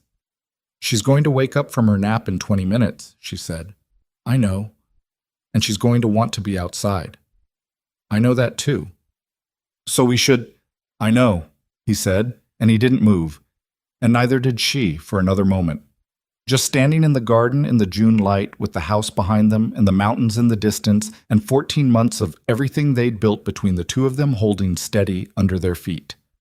Then Clara announced herself through the open window, awake ahead of schedule as she often was, and Evelyn went inside and Caleb went back to the fence he'd been mending, and the afternoon continued the way afternoons did, imperfectly, and with considerable noise from the kitchen, and without anything that needed to be said right now that hadn't already been said. The mountains caught the last of the light. The fence line held. Somewhere in the barn the roan horse settled, and the young cattle moved through the summer pasture, and the ranch went on being what it had become. Not the dream of a thing, not the idea of a life, but the actual thing itself, with all the weight and difficulty and ordinary grace that came with it. Inside, Clara sat on Caleb's boots the moment he came in from the field, which was her current preferred method of greeting him, and he walked 3 exaggerated steps across the kitchen floor with her clinging to his ankles while she laughed her wide, complete laugh, and Evelyn stood at the stove and did not attempt to keep the smile off her face because there was no one here she needed to keep it from. This was what they had built. It was not perfect. It had cost them both things, and it would cost them more before it was finished. But it was real, in the way that only things built through difficulty could be real, and it was theirs. And for now, in the long summer evening of that particular June in Wyoming territory, it was enough. It was more than enough. The summer Clara turned 4, she developed an opinion about horses. Caleb had predicted this. He'd predicted it when she was 8 months old, riding in on the stagecoach, watching the territory go past the window with her particular serious attention, and Evelyn had thought at the time that it was just something to say, a gentle man finding a gentle thing to say about a baby who wasn't his. But he'd been right, the way he was right about weather and fence lines and the things that were coming before they arrived. Clara developed an opinion about horses the way she developed opinions about everything, completely, and without much interest in other people's reservations about it. The opinion was that she should be allowed to ride the roan. The roan was 14 hands and not particularly patient, and Clara was 4 years old and approximately the size of a feed sack, and Evelyn's position on the matter was clear and stated. Caleb's position was more nuanced, which was the source of the argument. "She's not ready for the roan," Evelyn said. "No," Caleb agreed. "Not yet." "Then why does she think she is?" "Because I told her she would be," he said, "when she learned to sit the gray pony without holding the horn." Evelyn looked at him. "We don't have a gray pony." "We will by September." She stood in the kitchen doorway and stared at him. He was at the table with the account book, and he had the expression of a man who had made a decision and was aware it might not be received warmly. "You bought a pony," she said. "I'm buying a pony," he said. "There's a difference. Pelletier knows a man in Milford." "Caleb?" "She's going to ride," he said. "She's going to ride whether we teach her or not. I'd rather it be controlled." He paused, and she asked me directly, and I didn't want to tell her no. "You can't tell that child no." "I can," he said. "I just prefer not to." This was accurate, and they both knew it. Clara at 4 was a force that the word no bounced off of with significant momentum, and Caleb's particular weakness for her was one of the defining features of their household. He was not a soft man in the general sense. He was patient, and he was steady, and he held a line when a line needed holding. But Clara had discovered early that she could achieve things with him that she couldn't achieve with her mother, which was the natural and inevitable result of a man who had decided 14 months before she could walk, that this particular small person was worth everything he had. Evelyn had watched that unfold for 3 years, and she still didn't have a word for what it was. The pony arrived in August, gray as promised, with a white blaze and a temperament that was considerably calmer than the roan. Clara named him Soot, which made no visual sense and complete emotional sense, and she spent 2 weeks learning to sit him without the horn under Caleb's supervision, and by October she was riding the fence line with him at a walk, very upright, with the expression of someone who has won an argument that mattered. Evelyn watched from the porch and did not admit how much the sight of them together, the man and the small girl on the gray pony, moving through the autumn-colored grass, worked on something inside her that she didn't entirely have custody of. The ranch grew slowly, the way things grow when they're built on actual ground rather than borrowed money or borrowed luck.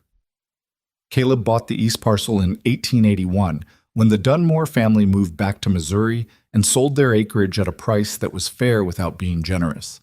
He bought it with 3 years of careful savings and Evelyn's bookkeeping, which had identified the margins and the timing and the supplier change that had made the savings possible in the first place.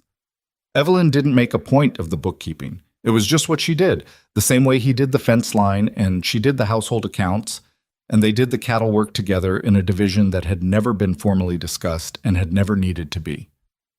But when Caleb signed the paper on the east parcel and rode home and came in the door and set the deed on the kitchen table, he looked at her and said, "This is yours as much as mine. You should know that." "I know that," she said. "I mean legally," he said. "I talked to the land office, both names on the title." She looked at the deed. Both names were there. Caleb J. Rowan and Evelyn M. Rowan, in the careful ink of a land office clerk who'd written hundreds of these and hadn't known he was writing something that would stay on a shelf in a Wyoming kitchen for the next 40 years. She didn't cry. She'd gotten better at not crying when things mattered, partly because she'd learned that Caleb found it difficult when she did and would take on unnecessary guilt about it, and partly because she'd decided that the things that mattered most deserved to be met straight on, with clear eyes. "Thank you," she said. "Stop thanking me for things that are yours," he said. "Stop doing things that are worth thanking," she said. And he made the sound that was still, after 3 years, the closest he came to laughing about things that touched him. Clara asked about her father when she was 6. Not Caleb. She knew Caleb. She'd always known Caleb, from the first coherent things she'd known about the world, the way children know the things they're handed before they can question them. She asked about the other one, the space she'd started to notice, the way children notice spaces around the time they started understanding that other families had their own specific shapes. Her cousin in Columbus, Evelyn's sister's daughter, a girl she'd met twice on the 2 visits they'd managed east, had a father and a grandfather and a great-uncle, all living within 5 miles. Clara had Caleb and Roy Hawthorne and Hector Pelletier, which was an adequate supply of men in her life. But she was 6, and she could count. She came to Evelyn on a Tuesday evening while Caleb was still in the barn, which Evelyn suspected was not an accident. "Mama," she said. She was sitting on the kitchen floor with her boots off, which she did the moment she came in and had to be reminded not to do every single time. "Who is my first father?" Evelyn set down the pan she was holding. She had thought about this question for 6 years. She had prepared for it and revised the preparation and prepared again. None of the preparations felt right now that the moment was here, and she realized that was because you couldn't really prepare for this kind of conversation. You could only be honest in it. She sat down on the floor beside her daughter, which Clara received as entirely normal because Evelyn had always done that, come down to her level when things mattered. "His name is Franklin Hale," she said. "He and I knew each other in Ohio before you were born." Clara's face was very focused. "Does he know about me?" "He does. He came here once when you were a baby. He rode out from Harlan's Fork." "What happened?" "He went home," Evelyn said.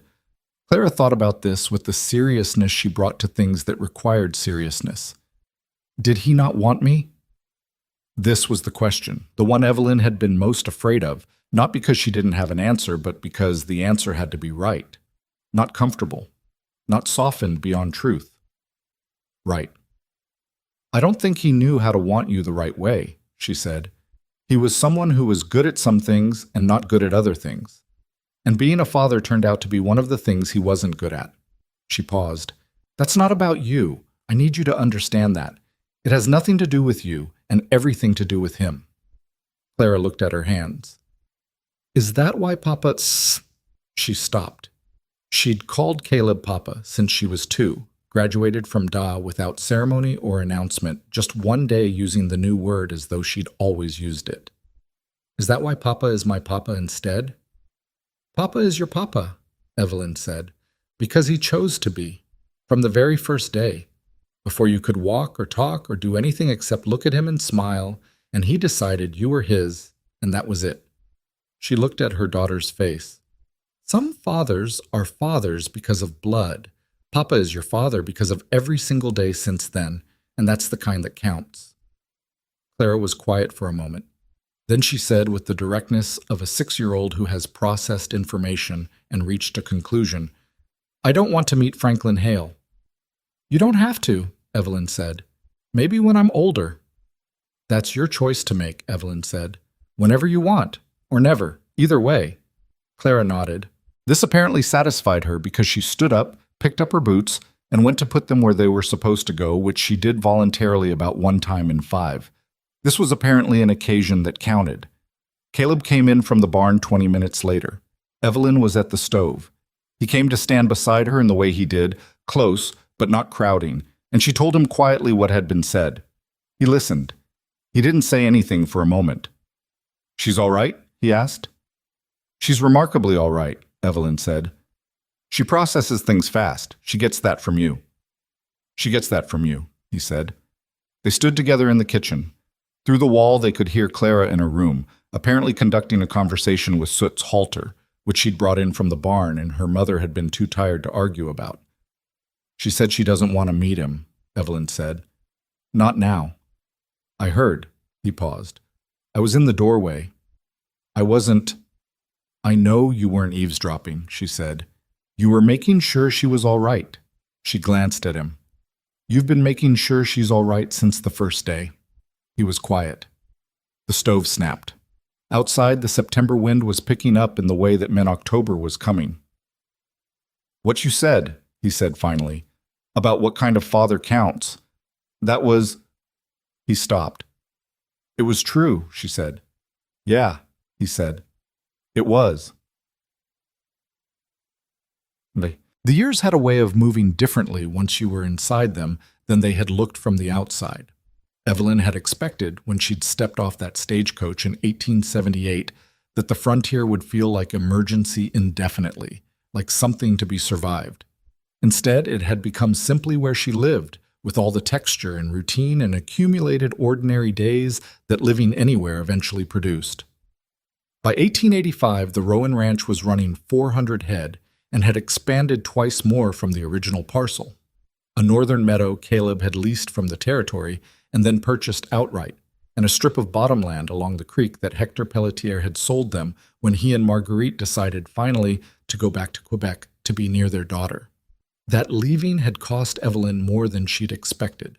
She and Marguerite had never been easy friends. They were too similar in temperament for easy, both private and direct in ways that sometimes struck sparks. But they'd been real friends, which was the kind that mattered. Marguerite had come to say goodbye on a cold November morning, and they'd stood on the porch and said the ordinary things, and then Marguerite had looked at her with the dark, level eyes she'd always had and said, "You're a different person than you were."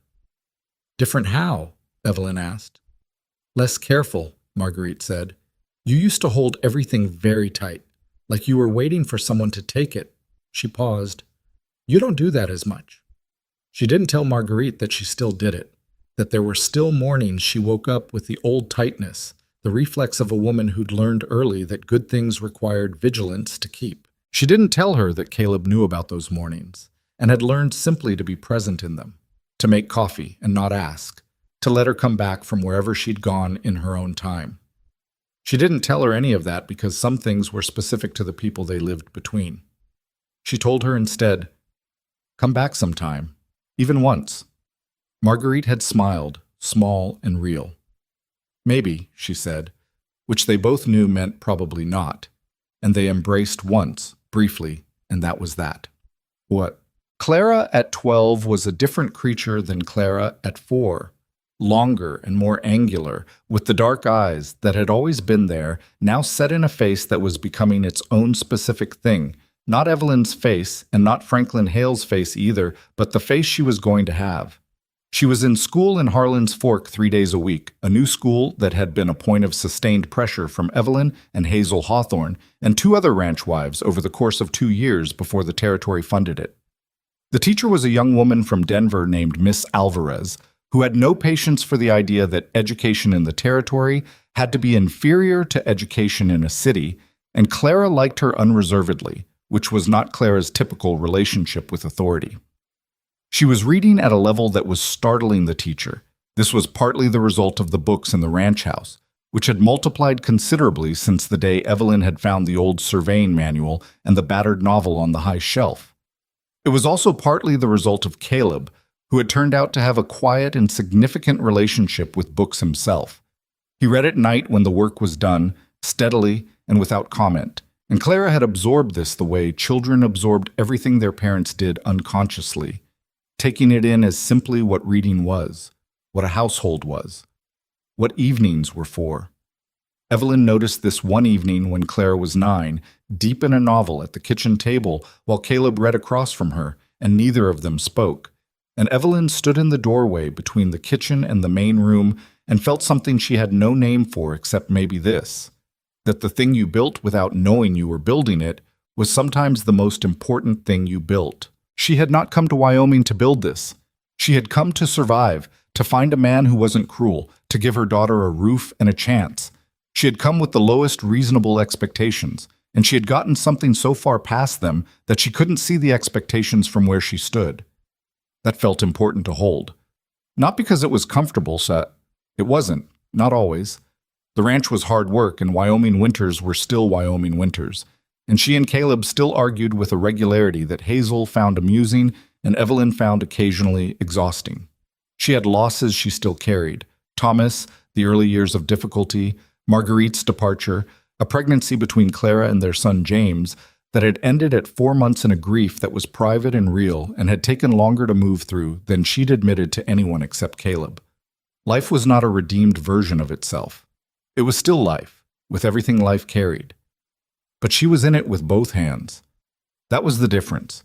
She had stopped holding everything at arm's length waiting for the floor to drop, and the floor had occasionally dropped anyway, but she was still here. James Rowan was born in 1883, in the bedroom with the east-facing window, delivered by Hazel Hawthorne because the doctor from Milford had been called out and hadn't made it in time. He came into the world with a loud and specific complaint about the entire situation and did not stop complaining for approximately 3 months. He was a difficult baby, nothing like Clara's focused, watching quietness. And Evelyn spent those 3 months more exhausted than she'd been since the stagecoach ride into Wyoming, which she had not thought possible to match. Caleb was steady through it, which was the word she kept coming back to. He was not immune to exhaustion. He was not endlessly patient. There were nights when James had been crying for 2 hours, and she could see the particular stillness of a man at the end of his resource. And she would take the baby, and he would go outside for 20 minutes and come back calmer. And she understood that about him now. The need for space, for the open air, for the specific comfort of the enormous Wyoming sky when the interior of a life got too compressed. She'd learned to give it without commentary. He'd learned to come back and say so, which was its own form of growth, hard-won and real. Clara was 5 when James arrived and received him with the expression of someone who had been told a thing was coming and had reserved judgment until she could assess it directly. Her assessment took about a week. "He's loud," she told Caleb. "He is," Caleb agreed. "Is he always going to be loud?" "Probably not always." Clara appeared to accept this as a reasonable projection. She appointed herself his supervisor from approximately that point forward, a role she took seriously and exercised with the particular combination of bossiness and genuine protectiveness that would define their relationship for the next several decades. Hazel Hawthorne died in the winter of 1886. It was her heart, quick and without much warning, which was what she would have wanted if anyone had asked her. She had said, more than once, that she intended to be inconvenient right up until the moment she stopped being inconvenient entirely, and then not after. Roy found her in the kitchen on a Tuesday morning, and that was that. The funeral was in Harlan's Fork, which had grown enough by then to have a proper hall and a proper minister and a gathering of people large enough to say something about the size of the mark one woman could make on a place in 20 years of showing up and being useful and telling people what she thought. Evelyn held Roy's arm through the service and said very little because there was very little that was useful to say, and Hazel had taught her, among other things, not to fill silence with noise that served no purpose. Afterward, when people had dispersed into the cold afternoon, she stood outside the hall and looked at the mountains and thought about the first time Hazel had walked into the ranch house and immediately reorganized the kitchen and told Caleb it had gone to seed. She thought about, he's worth the trouble. She thought about how true that had turned out to be and how Hazel had known it before Evelyn had been able to see it clearly. Caleb came to stand beside her. He'd been with Roy, and he had the look he had after Roy, which was the look of a man who has watched his friend take a wound and knows there's no fixing it. She'd have hated this, Evelyn said, all the standing around. She'd have reorganized the refreshments table, Caleb said. She'd have told 3 people they were crying wrong. A small silence. I'm going to miss her, he said, which was not a thing he said often about most things. So will I, Evelyn said. She took his hand. They stood in the cold outside the hall, and the mountains were the same mountains they'd always been, and the sky was the hard winter blue she'd stopped being startled by years ago. And she thought about the peculiar mathematics of a life, what you lost, and what you kept, and what you built in the space between, and how none of it added up to anything simple or clean, but how it added up anyway, into something that was worth the addition. So, Clara left for school in Denver when she was 16. Miss Alvarez had recommended it, had written letters on her behalf to a school that took women students seriously, and Clara had received the letter of acceptance on a February afternoon and brought it directly to Caleb rather than to Evelyn, which Evelyn noticed and understood. She watched from the kitchen doorway while Caleb read the letter. She watched his face do several things in succession, something that might have been pride, something that was clearly loss, something that settled into a particular careful steadiness. Denver's not far, Clara said. She was watching him the way she'd watched him since she was 8 months old, with her full specific attention. No, he said, it's not. All right. I know you will. He folded the letter and handed it back. You should go, he said. It's a good school, and you've outgrown what's here for now. Not everything, she said. He looked at her. No, he said. Not everything. Evelyn went back to the stove before either of them could see her face. The morning Clara left was overcast and cold, a late September morning with winter already making itself known in the quality of the light. She had 2 trunks and a satchel, and Soot, who was coming with her to a stable near the school because neither of them had suggested leaving him, and neither of them would have accepted the suggestion if it had been made. At the wagon, Clara embraced Evelyn first, long and real, without the self-consciousness that 16 sometimes installed in the embraces of children and parents. Then she went to Caleb.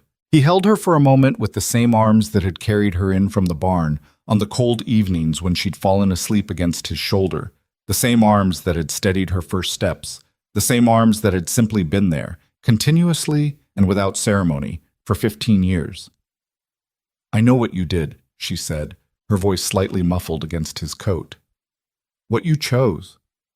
I've always known. He didn't say anything for a moment. You didn't need to know, he said. It wasn't about being known. I know, she said. That's how I know it was real. She climbed into the wagon. James, 13, and trying very hard to appear unmoved, drove her to Harlan's Fork where she'd catch the stage. Caleb and Evelyn stood in the yard and watched the wagon go until it dropped below the tree line. The ranch was very quiet. She'll be fine, Caleb said. She'll be extraordinary, Evelyn said. She already is. He looked at her. She got that from her mother. She got the stubbornness from her mother, Evelyn said. She got the patience from you. The rest she built herself.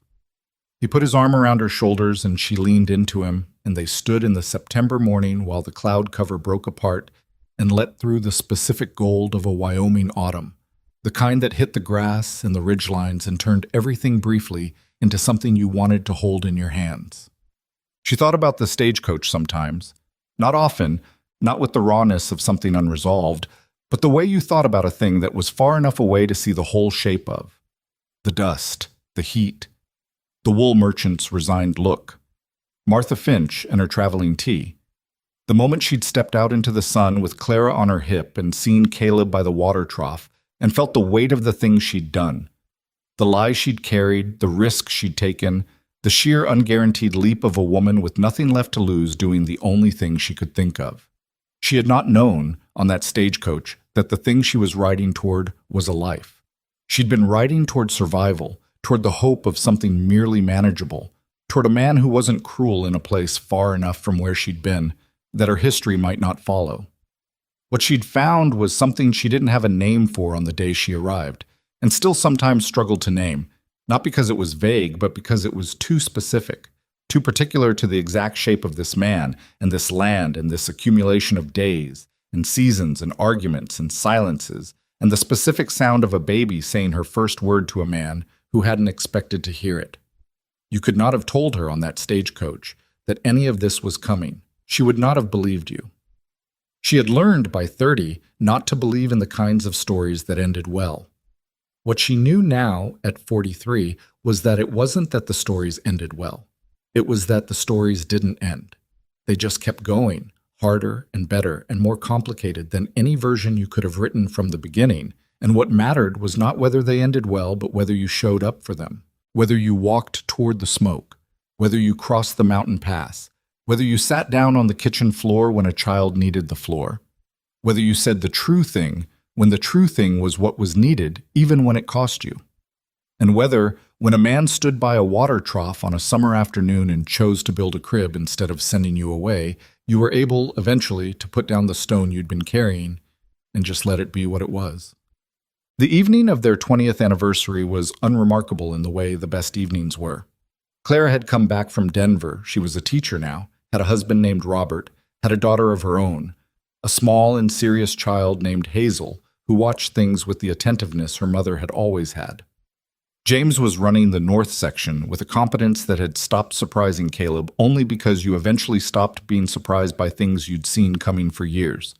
There would be grandchildren and hard winters and arguments about land and at least one more loss of someone they loved before they were done, because that was what time did. It kept handing you both things. But tonight, it was just the two of them on the porch in the late August heat, the mountains going purple in the last light, the sound of the cattle in the far pasture, the particular smell of Wyoming in the summer that Evelyn had spent years learning and now carried in her body the way you carried the smell of home. Caleb had a cup of coffee. She had her hands wrapped around her own and her feet on the porch rail, which she'd started doing sometime in her 30s, and he'd never once commented on. The sky was going through its evening colors, orange, then rose, then the deep blue that came before dark. 20 years, she said. Since the stagecoach, he said. Since the stagecoach. She looked at the mountains. I didn't know what I was doing.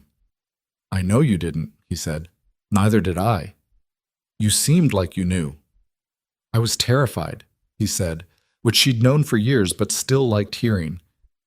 You showed up with a baby I didn't know about, and I stood there by the water trough thinking, this is not what I planned, and then the baby smiled at me and I thought, well, she repeated.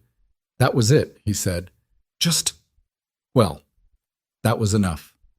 She looked at him in the fading light. The 20 years were on his face, the same as they were on hers, in the lines and the weathering and the particular ease of a man who had done hard things and was not ashamed of them. He was not the man in the advertisement, not the idea of a frontier rancher, not any version of a thing. He was specific and particular and entirely himself, and she knew him the way you knew the land you'd worked for decades. Not perfectly, still with surprises, but down to the bone. I should have told you about Clara, she said, on the letters. You should have, he agreed. I was afraid. I know. It worked out. Most things do, he he said.